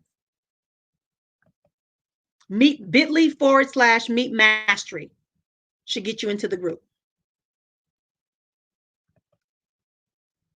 This is my part of my philanthropic process, because I think it was it Dr. Roche that talked about her overflow cup? And I teach people that when you have an overflow cup, you keep a saucer or a plate underneath, so that when your stuff is overflowing and you're getting refilled and replenished, you hand over, you share out of your saucer and let people partake from the saucer, because what's in the saucer is just like that soda that I poured into your cup. It's the same thing. It's the same power. It's the same entity, but you can't get the source now. But I'm going to give you some because you asked me for it and I know you deserve it. And it's going to help you remember who you are. It's going to help you begin to move out all of the people and places and memories and ideas and boxes and old records that are playing in your head. It's going to break it. And it's going to get rid of them so that you can have and make room for the things that you really want, that your soul and spirit are saying yes. So when those tears begin to fall, when you begin to feel the energy, you just want to, that's your body and soul. That's your mind, body, soul saying you are on it. Mind, body, soul, wrapped in spirit, holding on to the presence and the coding that is inside of you. Yes, I'm talking fast because I want you to catch it. I want you to understand that you're able to spin in this vortex with me. I want you to understand that yes, you, all the ones that have all the problems, all the ones that seems overwhelmed, all the ones that keep trying to say that it's not time, that it's not the right place, that it's not for me. Oh no, they're not going to listen to me. I remember somebody telling me, nobody wants to hear you talk. They only want to hear you sing and look at you because you're so pretty. That's it. They told me that. But my calling is to share. My voice, my voice is more, it's musical. I am a musical muse, but I'm also a vocal vibration and frequency that is going to break the chains. Break the chains that are coming around you from all the fear, the frustration, all the hurts, all the pains, all the disregardingness, all the disrespecting that you've ever had, all the worries and doubts, all the feelings of being insignificant. My voice is here to raise you up, to bring you back into the reality that dang on it, you are exactly what we need right here, right now. That's why you're here. You chose to be here. You chose to be here. You chose to be here, and you agreed to do an assignment, and I'm here to support you. I'm here to grab your hand and say, let's do this. Let's go forward. Nope. Oh, you tired? Don't worry about it. Get on my back and let's go a little bit further. We ain't going to travel as fast, but we're going to get there. And I want you to believe that, trust that, know that within your own being, that's the way you have to go. And we have to understand this other thing, and that is that everything is temporary for a permanent purpose. Everything is temporary for a permanent purpose. If it lasts a second or a lifetime, it's still temporary. Eternal is the divine presence. Eternal is the spirit. Eternal, yeah. eternal. The frequency, the vibrations, the matter, the subatomic particles that you once were made up of, that has still the frequency, a little bit of that energy that is still there, that radiation. That's why they can date things back millions of years based upon the radiation and the carbon data. There's a carbon imprint, and your imprint is still important. Right now, you're creating the level that's going to tell them, don't forget me. I'm leaving an imprint today. Just remember this. Remember this when they tell you that you don't belong. Remember this when they tell you that you're not smart enough. Remember this when they tell you nobody wants you. When they tell you that you don't need to be heard. Remember this, that you are making your imprint, and that 1,000 years from now, 100 years from now, 10,000 years from now, a part of your molecular DNA, your pure potential that is existing, that is imprinting on and encoding itself in this matter called you, this physical matter called you, will be read by some scientists in the future and say, wow. Or maybe it will manifest as your great-great-grandchild to the 10th power. You got to trust yourself today. You got to understand that it begins right here, right between these two fingers. Your brain harnesses your mind. And it's connected to a whole system. Your mind is not your brain. And your brain is not your head, but your head encompasses your brain, and your brain encompasses your mind, and your mind encompasses itself in a conscious vision place where it is receiving things, and getting things uploaded. And depending upon what you allow to be in that space, what you hear, see, feel, touch, and taste the most is what you're going to repeat and what you're going to do. Because we all have paradigms in those 6 structures. And even within those structures, there are 6 different areas by which each area is affected. Your relationships are affected by your spiritual or religious community. Your relationships are affected by your family. Your relationships are impacted by your societal position and status. It's affected by your finances. It's affected by your health and your physical well-being. There it goes, right there, right inside of just one of those life structures. Your emotional, mental status is impacted by those same 6 areas. Y'all, we got some work to do. It's time for you to give birth. You feeling them labor pains yet? Anybody feeling them labor pains yet? I know I done had a couple. Crying does not make you weak. Crying does not make you weak. Crying is making room for what needs to be poured inside of you. I said that earlier. When your spirit and soul hears something that it knows that it's been asking for and you're in need of, it's going to make you cry to release the things that are in there that shouldn't be in there, so that they can fill you up with the thing you actually want and desire. Oh yeah, that's what I said. Somebody was like, what she said? That's what I said. Your soul and spirit are forcing you. You're going to start crying. So when you're crying, it's releasing what shouldn't be in there, so that you can have room for what needs to be in there. Yeah, absolutely, positively, so it is. Oh my goodness, y'all got me talking. I wasn't supposed to be talking this long. We're supposed to take a break and everything. We want to take a break, but I think the other guest speaker is here. Let me turn some stuff on. If you've been enjoying this, again, I invite you to stay in our community. Like the page, Voices of Mastery. This is a 6-part series. We'll be back next month. We'll be back next month. On the July 21st. July 21st, we're gonna be back here again. And I'm honored that I could serve and be the vessel, the conduit. She said, give me the book today. Okay. All right, excellent. So I just want y'all to know that, like the pages. I'm also on YouTube. Find us on YouTube. We're here on Facebook. We're here on Periscope. Please like the page, subscribe to it. This is my commitment. My commitment is to, in the year 2020 and 2021, when I first revealed to y'all about 2020, I told you that if you thought you was gonna fake the funk, if you thought you was gonna do same old as you did in 2019, get ready because this year is gonna require you to know what you want to know, be who you truly are, stay organized, be ready to revamp the way in which you normally construct yourself. I said that, had no idea that Corona was coming. I did see this. I did see the writing. I saw the writing. Um, Maybe it was early part of last year, maybe the year before. I do have that written down that I had a vision of rioting. I didn't see the cause, but I just knew people were rioting. I knew there was a leader that wasn't. So maybe it was back in 2016 because I remember when he got on the person who's in the office at 1600 Black Lives Matter. Uh, when he got elected, I remember it came to me and I went and found that book and it talked about there would be someone elected that would be divisive and destroy and have people kind of like, and I just remember just, burning candles, praying and, trusting. And then here we are almost 4 years at the end, the 4 years. So it's time to cleanse. It's time to, it's unfortunate, but it's what has to happen. So with that being said, I'm not going to keep on going back and forth. Oh, you welcome, my love. You welcome, my love. You are so welcome.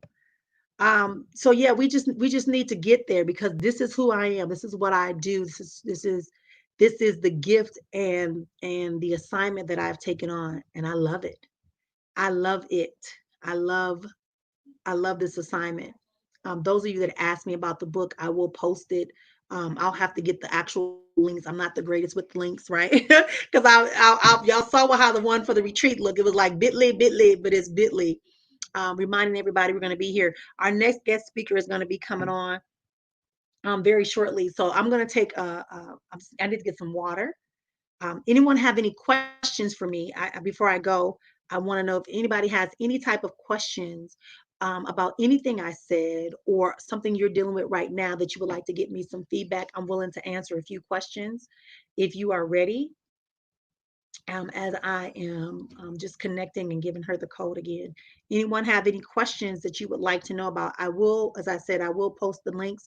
I will also post the links for the retreat, July 17th, July 18th and 19th of Saturday and a Sunday, all day Saturday, pretty much all day Saturday. We're doing 9 hours on Saturday and we're going to do 5 hours on Sunday. You're going to have an opportunity to be interactive. Please, please, please. You won't. I mean, if you have to work that weekend, just buy it and then just look at it at a separate time and then come into like the aftercare that we're going to do for the 2 weeks after the retreat to give you that extra support that you need. But don't try to be at work listening and it just won't work. um, so are there any questions that anyone has for me at this time?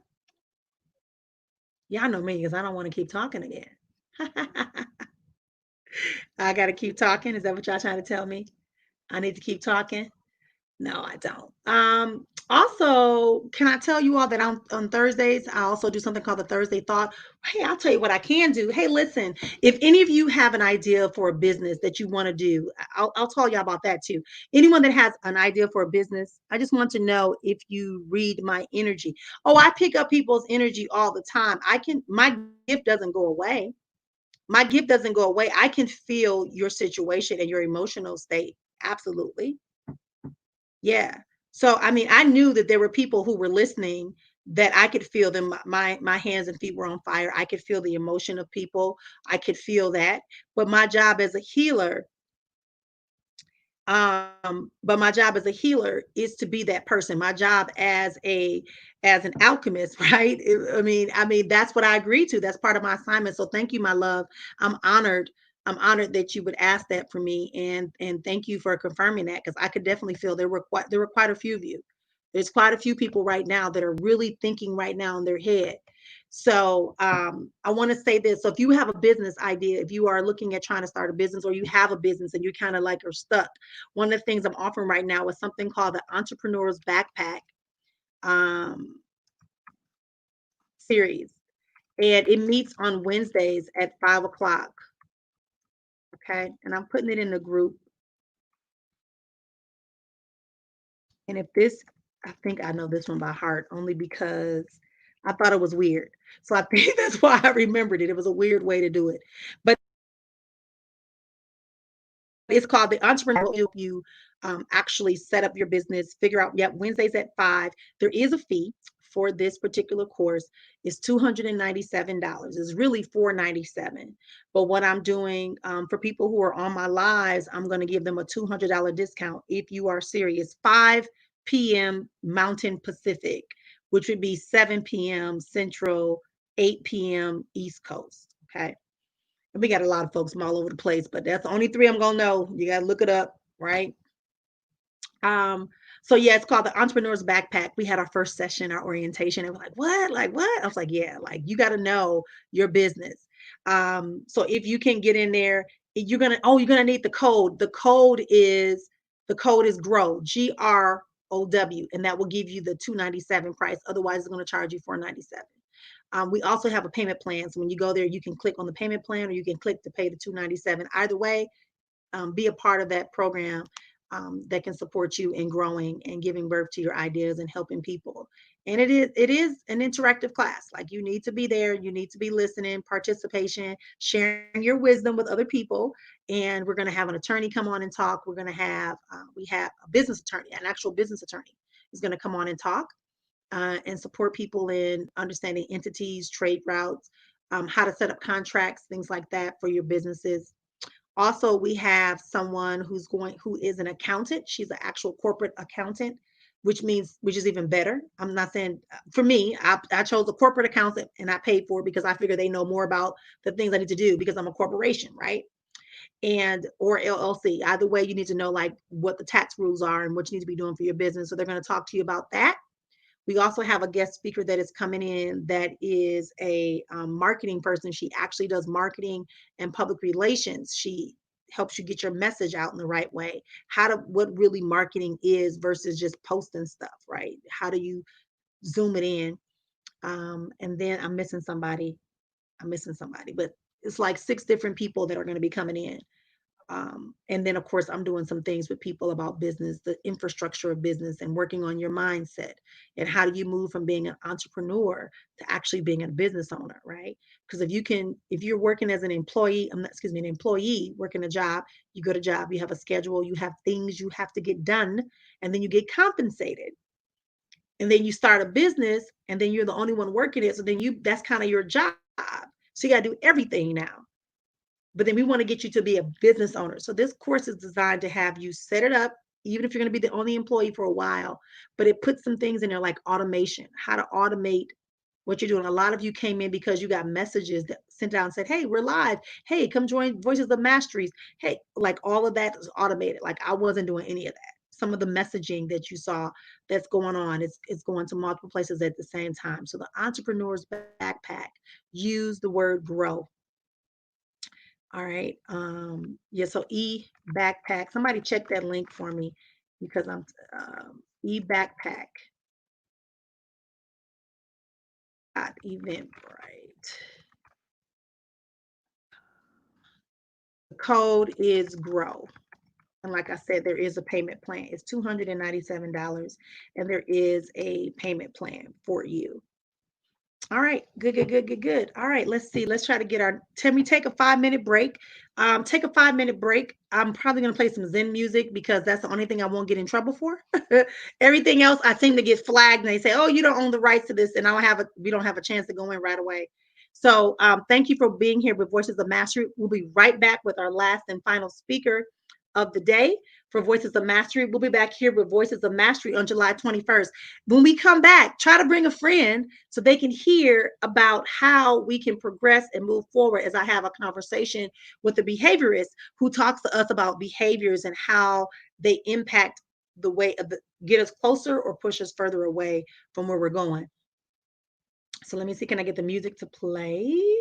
Let the music play. You won't get away. All right, so let's see. Oh, y'all so patient. I like y'all. I like y'all.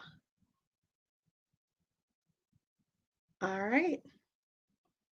Let's see if it'll play. And I forgot to put the link for the books. Mm-hmm. Give me 1 second. Oh, it's loading, it's buffering. So yeah, there must be something going on with the internet. You are listening to Voices of Mastery. I am Marian, Sister Afua of Exponential Existence. We are a personal mastery and business development corporation here in Arizona, helping people be able to repurpose, release, and rebuild their thoughts, beliefs, and behaviors and leverage them in order to have a life of holistic prosperity. That's what we do here. We're going to take a little I'll let this play for like 5 minutes and then let this play. Oh, I didn't know it was going to do all that.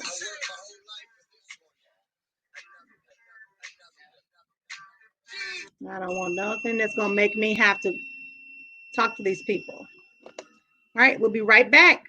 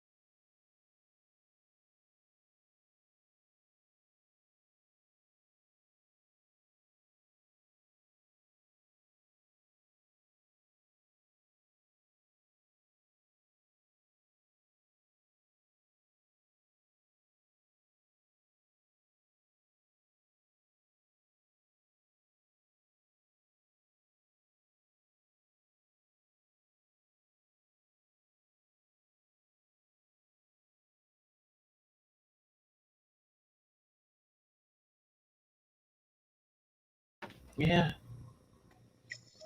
Hey, everybody. We are back. And of course, we have our next speaker is ready to go. I'm just going to end our music for right now. Thank you. Hello, Miss Anita. Hey, how you doing? Good. I see you now. Okay, you was kind of hiding from us. So you might have to shift a little bit. You might have to shift. Let me see what I can do.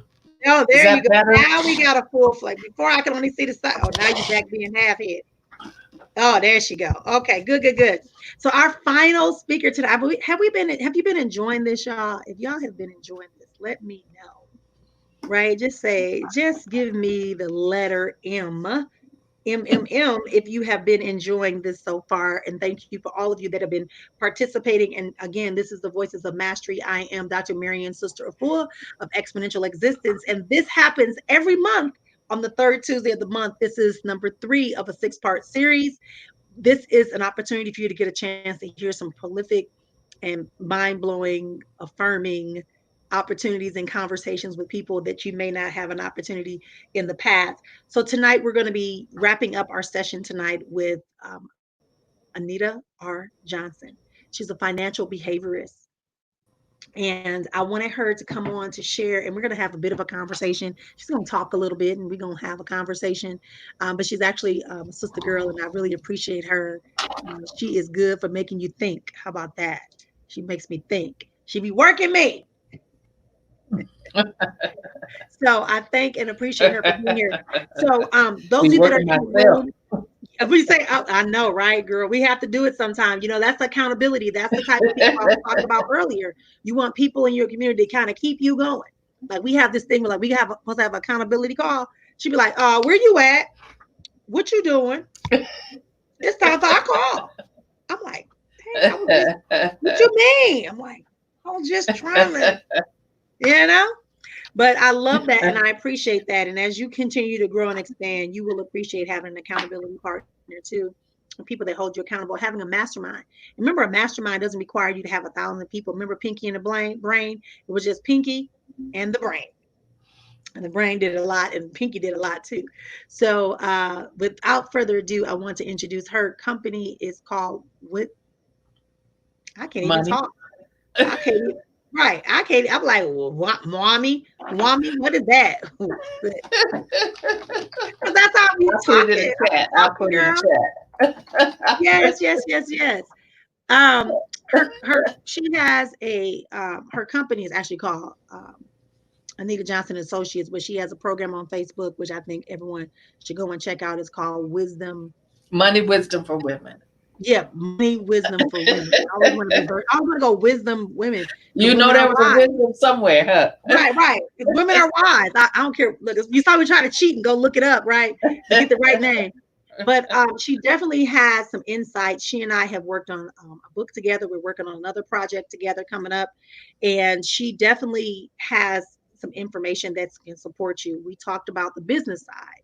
We talked about the emotional, mental side, and the spiritual side today, that potentiality. We talked about that self-loving and that extra and all that. So now we have an opportunity to see how they can affect us mentally, how that all boils down to our mental, emotional state when we're dealing with things and creating habits that may not give us what we want. So, Anita, what do you want to tell us today? Well, you see, I'm just like, what'd you say? I'm like, woof. You see, I'm getting ready. I got my pen. I like the conversation you had yesterday. The conversation you had yesterday. Oh, okay. Well, we can start with that. Can we start with that? I mean, do you remember? Let's start with that. Thank you for having me. And let's start with that conversation. That was a good conversation. As my soul sister said, right? I do a Facebook Live every Monday night on my page, Anita Johnson, Financial Behaviors, every Monday night, 6:30 Pacific Standard Time. And then last night, I talked about, or do you really want to be healed? Do you really, really want to be financially healed? And let me tell you why let me give you some background why I chose that topic. And the reason why I chose that topic is because, people come to me all the time.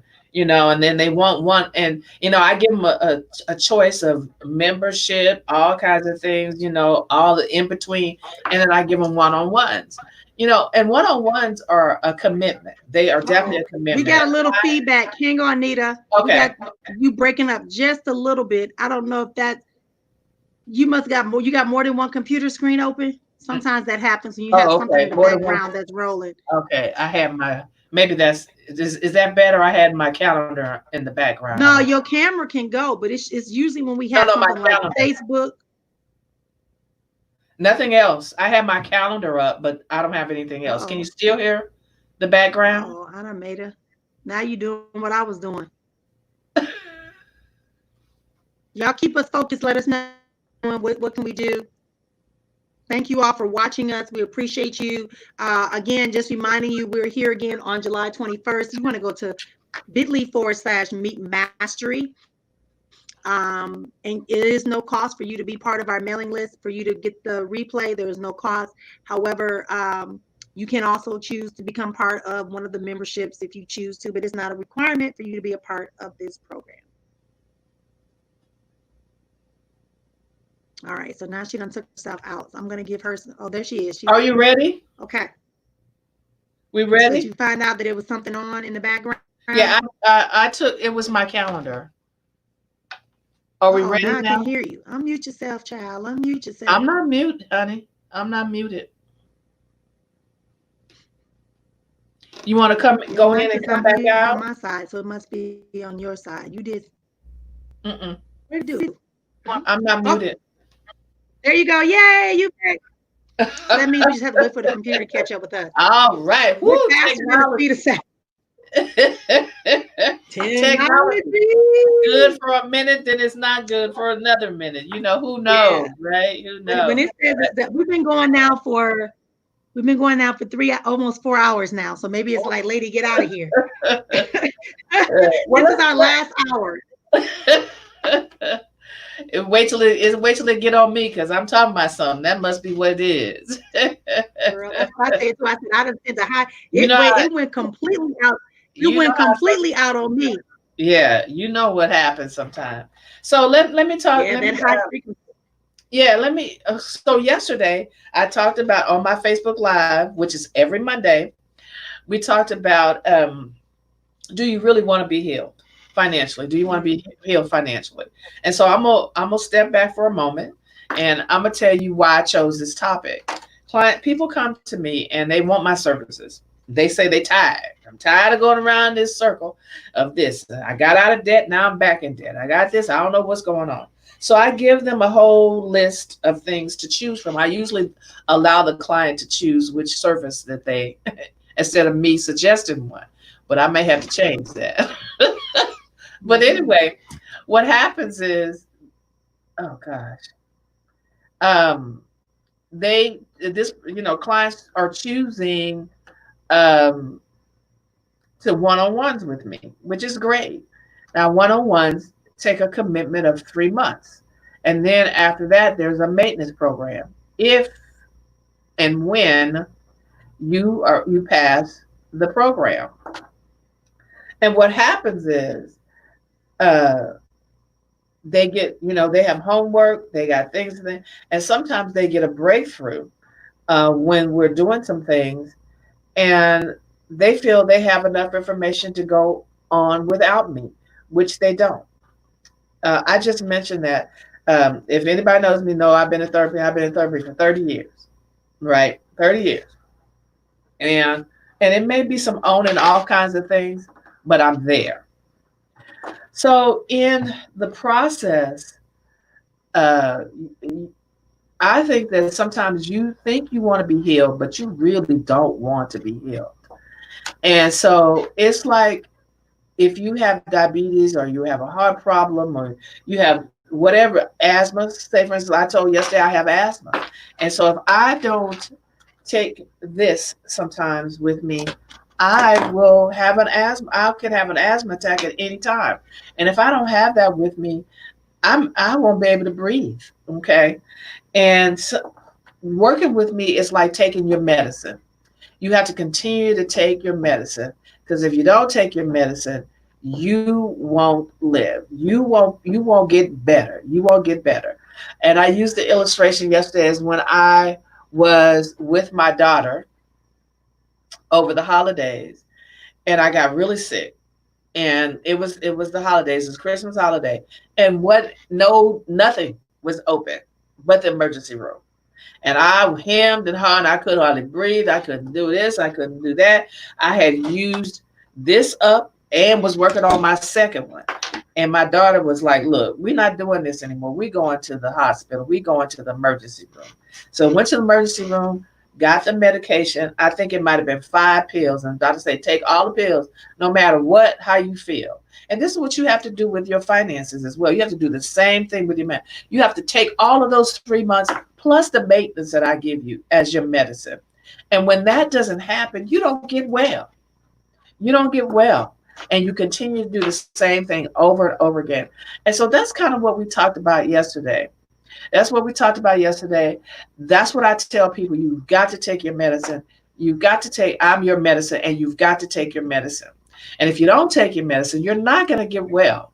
And you're going to continue to be in that circle. You know that you're in that circle, and you've been in that circle.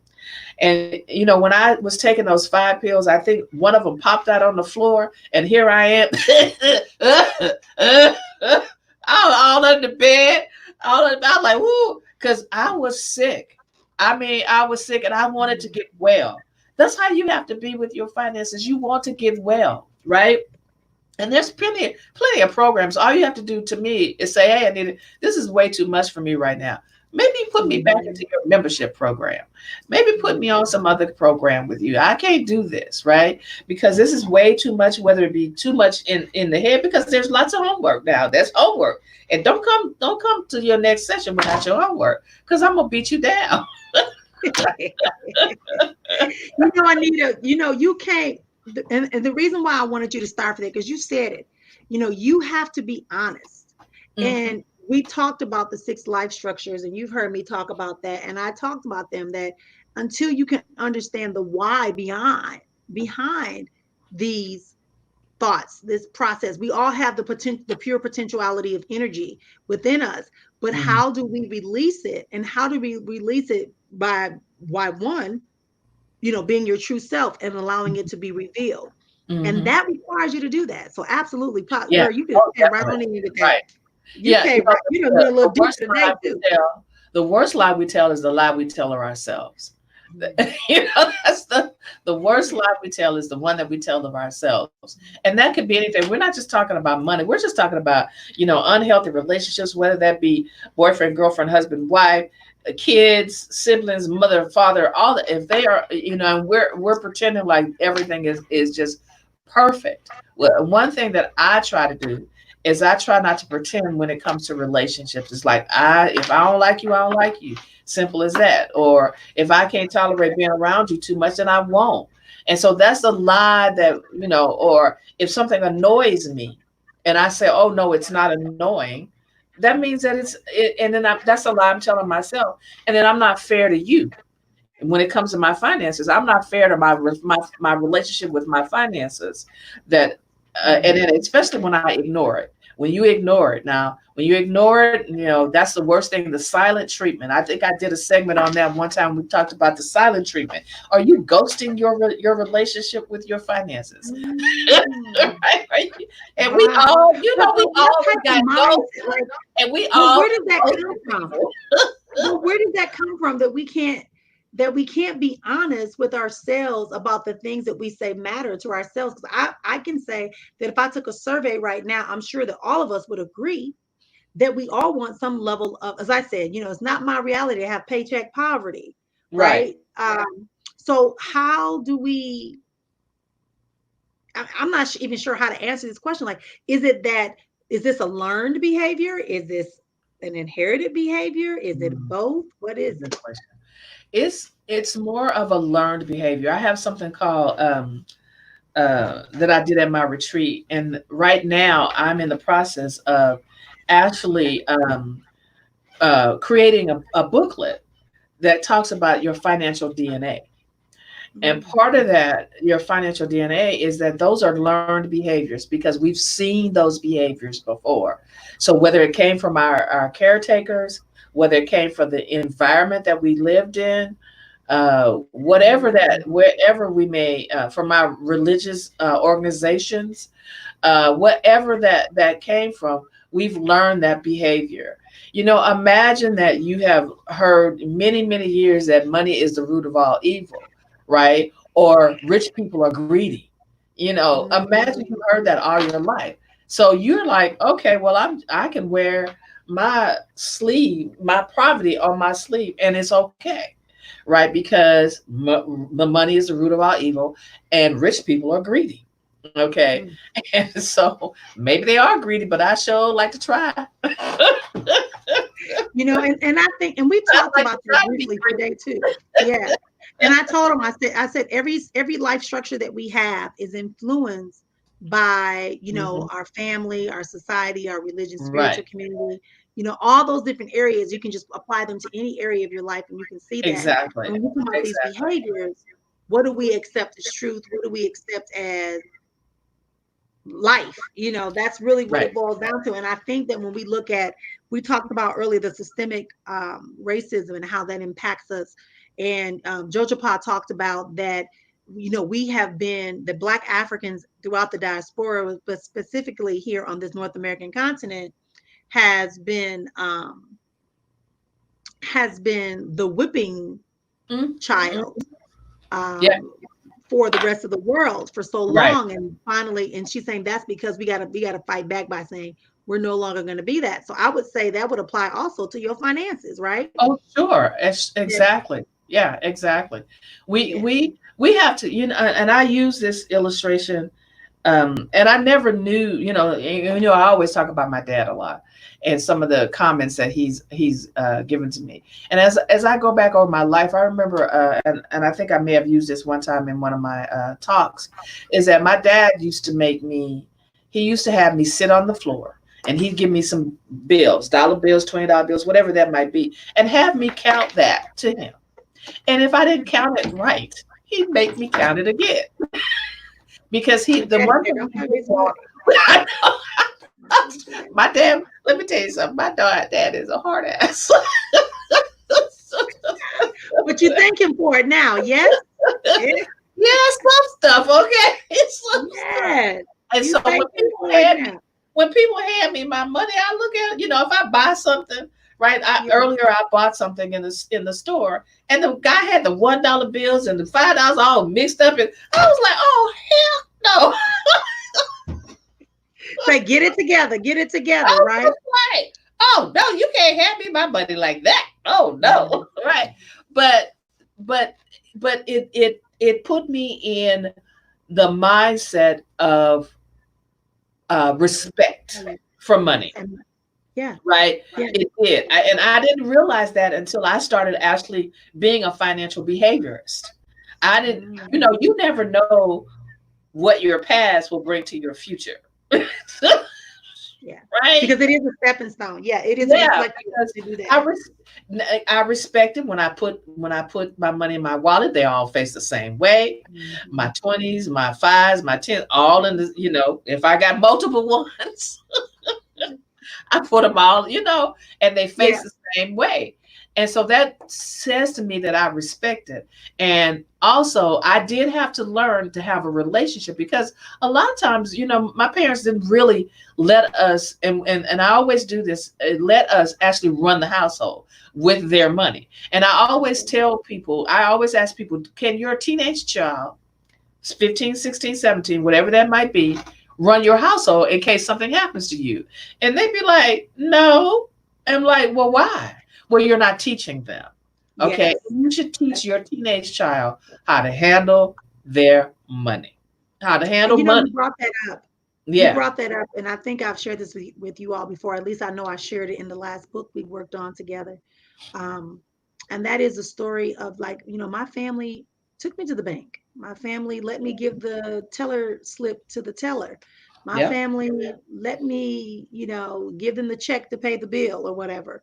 But they never really said much to me about Mm-hmm. Or I knew where the house payment should go, that kind of thing, but I wasn't aware of what it cost and, what I was supposed to be doing or the light bill being paid, that Yeah. kind of conversation. And so, um, yeah, you're right. We created behaviors. I can say personally, I can say Mm-hmm. that I definitely created some behaviors and some habits that emotionally triggered me. I'm going to be honest. For me, emotionally, money was fun. Money was something you definitely want to spend, definitely something you can buy. Mm-hmm. Um, you know, and so in that aspect, yeah, that's what I did. And so I kind of looked at that. But in hindsight, I think about it also trapped me in that I did not, as you said, prepare for it, did not utilize it to leverage the way that I'm leveraging it now. Mm-hmm. Mm-hmm. And and some things we do have to learn on our own because we're not our parents.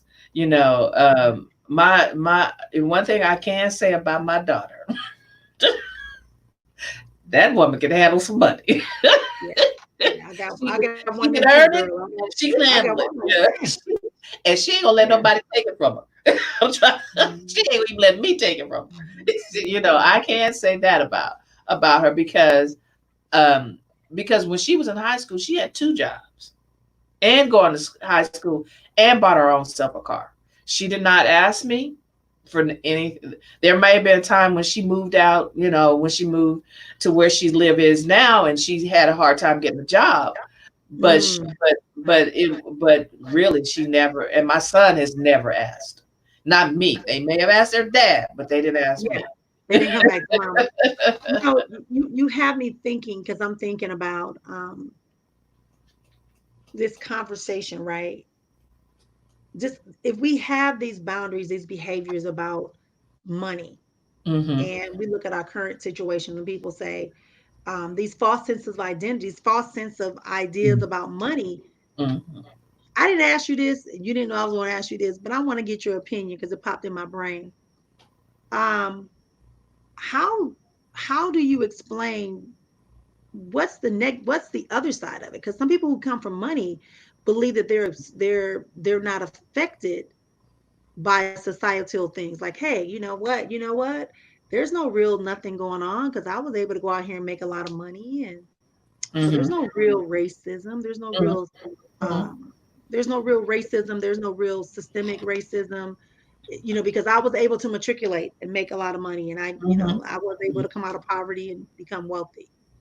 You got an Well, opinion about that, that? that that's a good question because there are wealthy people, and rich is different than wealthy. Wealthy is legacy building. Hiltons will live forever. Okay, they will live forever, right? Madam C.J. Walker did not live forever. Now her ancestors have messed up. Her money and things like that has squandered it. Yeah. But um, And because of and and because of because they did not know systemic racism. what to do with it. Right, Exactly, right. right? Because of systemic You know, racism, they're and I they're blocked. and so there are wealthy people. When you are 18 and or 16, 17, 18, and you become a millionaire, billionaire at 18 because you just inherited some money, you Okay, have Jada, what we gonna issues as eat? well as the person that does not have money because now you have too much money and you don't know what to do and in what direction to go in because you're bored. So you try drugs or you try skydiving without the parachute. you know, and so you have too much and you have too much time on your hands. You don't know how to be empathetic, right? Unless you're taught to be empathetic. One thing I can say, well, you can say whatever you want about the Kennedys, right? They were some empathetic people, right? Even though they may have earned their money, Papa Joe may have earned his money in ways that he should not be earning. And you could say, okay, they got, whatever. But I believe that they were empathetic people. They were rich people, but they were empathetic, or wealthy people, but they were, they care about people. And that's what happens on the other side of that. We have too much money that we can pay for things when we get ready. And there have been Black men out here that are wealthy. You know, I can't call the guy's name, that actually have purchased a lot of media. He used to be comedy, but now he's done a lot of media, purchased a lot of media. Byron Allen. Right. Yeah, and he sued Comcast and all kinds of stuff. And so I'm sure, and he says that he has, you know, been subject to racism. He has been. So he still gets subject to that, even though money doesn't buy or live anywhere. I mean, Madam C.J. Walker lived next to Rockefeller. She did. She did. And she was a woman and she was Black. So she had two things going on for her. So yeah. And she also fought against, and she also funded the NAACP and the Anti-Lynching Association by Ida B. Wells. So I think that there's, and we talked about this also, this ideal of consciousness. Right. Versus just being aware of something and being conscious. I'm awake. Hey, I see. But to be in consciousness means you are in that awareness or that awakeness. And that's what Alfonso said. He said, we're in an awakening right now. It is I love what he said. I'm gonna call him today. Just every time I'm something, a cosmic ancestral memory that is being brought back to us globally. Wow. I said, brother. You know, listen, I said that one day. I said that one day to John Aristophat. He said, I love when you said that to me, Marion. I never feel so much. I do, because I've been meaning that. Because I got brothers and sisters of all walks of life, all ages, all locations.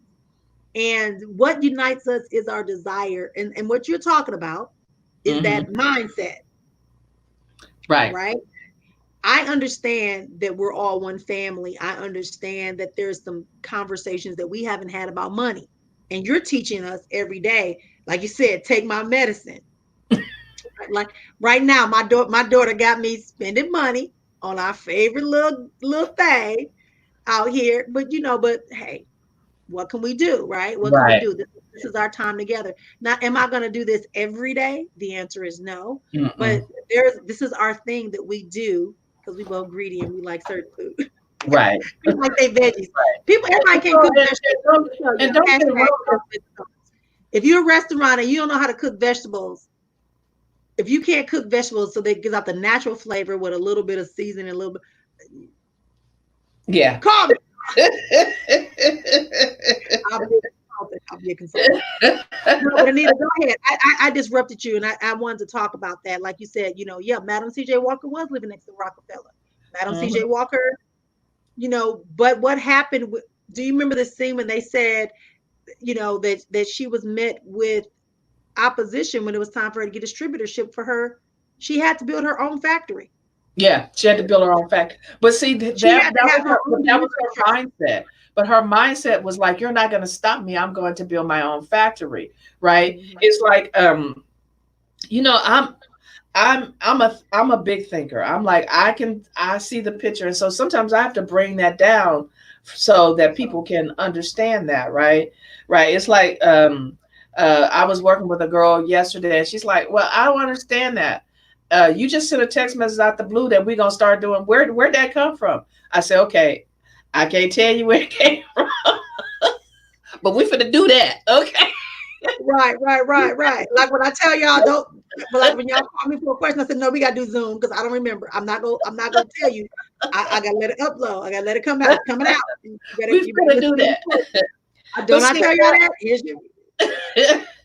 But our mindset. So if we and I talk about attraction, law of attraction, and don't get me wrong, every day my mind and your mind will not be there because sometimes life just overwhelms us, right? It's like this whole pandemic, and then we're got protesting going on, and now we're trying to figure, people that have business, especially, and we relied on, we rely on people to come in and be part of our, pay us and all kinds of stuff.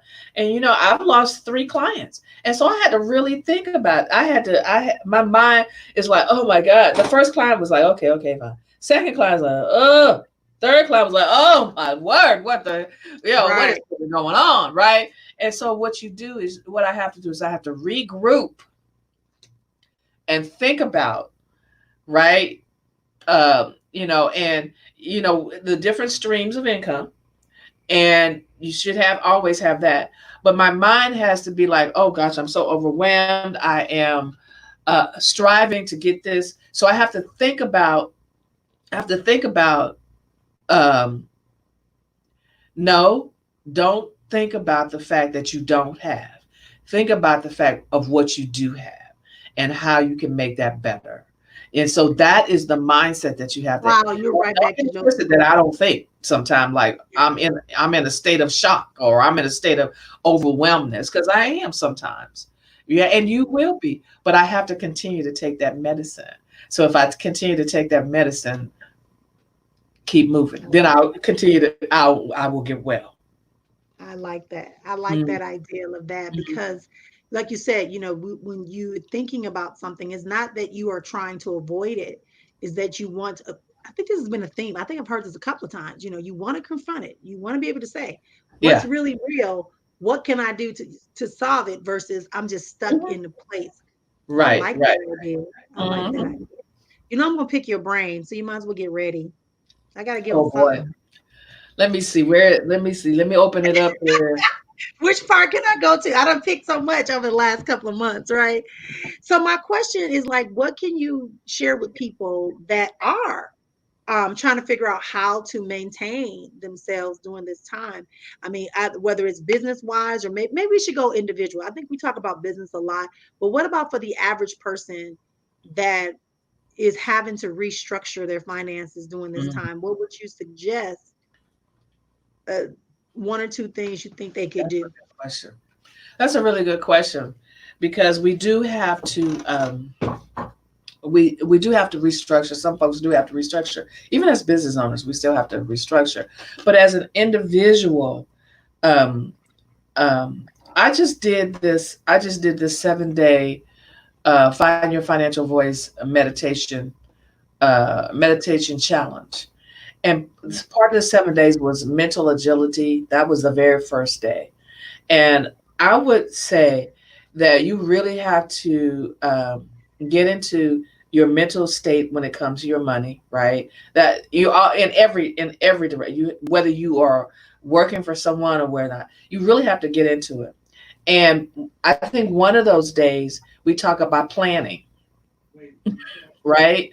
We No matter what, you got to plan. What's your plan for getting back into the money life, or getting into life? Because some people may be still waiting for an unemployment check, and that's just that, to me, that's totally ridiculous when people have to wait 6 and 7 weeks when they're out of work, and then they got to go to the food bank. But what you have to do is you have to really visualize, and you have to be grateful for what you have, and you have to visualize what's going on. But you do need to make a plan. How am I going to get out of this? What is it that I've been working on trying? Have I been working on maybe opening my own business at this particular time? And maybe it's an online store where you could, because today, Zoom and all those other technologies, those virtual assistance programs, they booming, because all of a sudden we are doing a lot of virtual things now.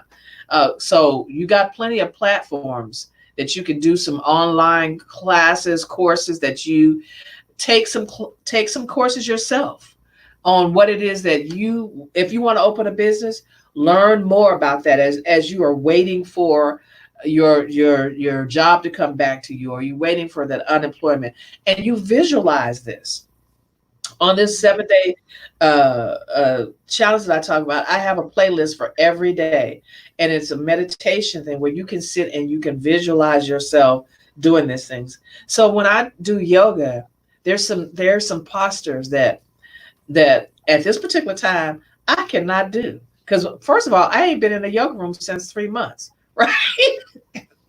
I can't get my ass down. Breathe, breathe, breathe through it. Allow your body to Right. come into And alignment. I know doggone well I used to do them postures, right? Yeah. And so my muscle memory is gone from those postures, because I have not been in the yoga room for 3 months. And you have to train your brain, which is a muscle. And you have to visualize. And so I visualize, I may not be able to get in that posture, but I'm going to visualize myself in that posture. While everybody else, where you're just standing there in child's pose, you are visualizing yourself. So I think that's a good idea to think about, as an individual, what can you actually do, and then visualize. And that is part of the manifestation process. Right. You're right about that. It says you have to, first of all, accept the vision. You have to believe that it's possible and remind yourself over and over again. And that comes with visualization, right? Mind time, vision time, action time, and money time. And don't forget the planning. Because that's why I said the mind time. Just because you're talking about the law of attraction, the law of attraction, right? You can law of attract all you want, but you got to plan. So here's what I want. So I'm going to clarify that. So what she's saying is that, some people say, oh, if you just think about it, it's going to happen. No, you have to think about it, right? Which is the mind time. Right. Then you have to have visualization time to see it. And then you have to get into some actions. Right. Hello. Some actions. And then you have, you get this manifestation, the result, right? Well, that's part of and even before that, you may have to give up some money time, because money time sometimes what you have to do to buy a book, maybe to watch a seminar, buy a book to keep all your expensive ends, buy a book to write down your journal thoughts. Today we really talked about that, and I love how Anita brought that back up. See, the circle came right back around to everything we started out talking about. Visualization, law of attraction, understanding who you are and why you're doing what you're doing, understanding that it's time to give yourself some justice, right? And a purpose. What's your purpose? What's your purpose? A long time ago, people, you get in business and they say, well, if your purpose is only to make money, you won't be in business long. But I used to be like, well, what you think I'm in business for? I'm in business to make some money, right? I'm in business for a profit. I ain't in business to be playing around. I just want the money. Money, right?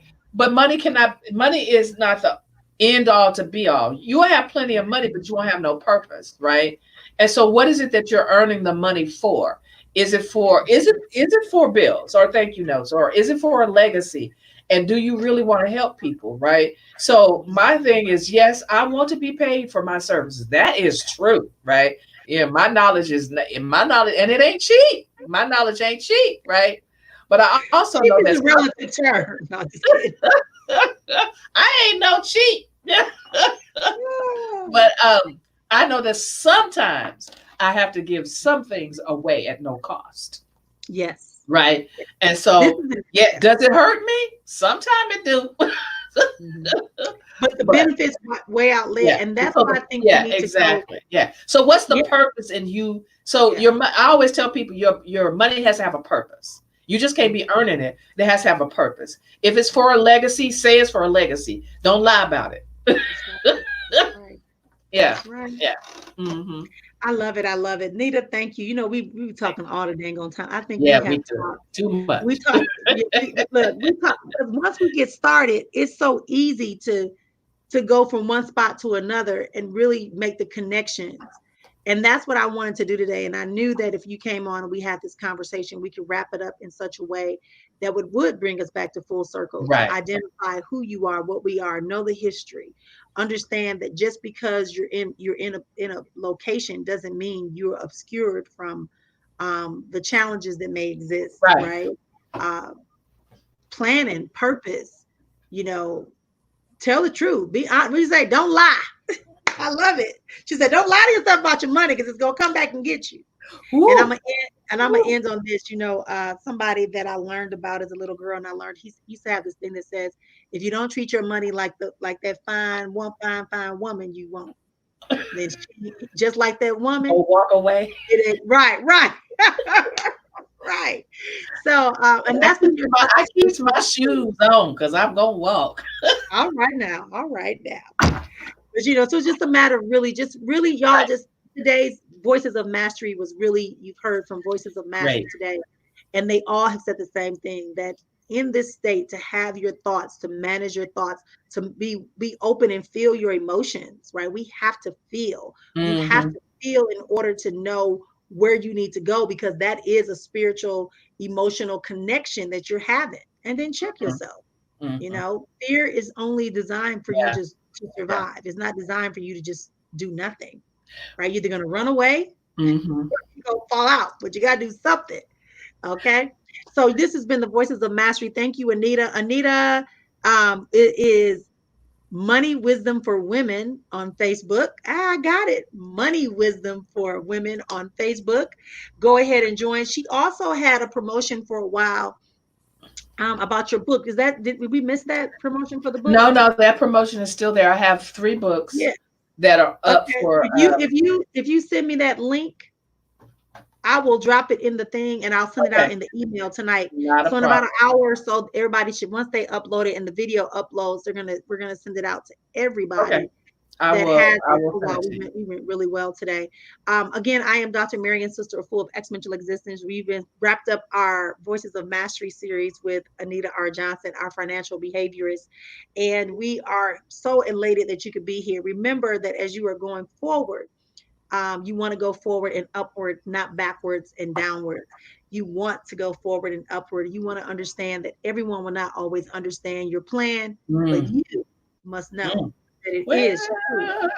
Hello. I know. Until next time. Remember, if you want to do the retreat, go to bit.ly/inner healing, IHR, virtual, IHR, virtual, and register for your retreat.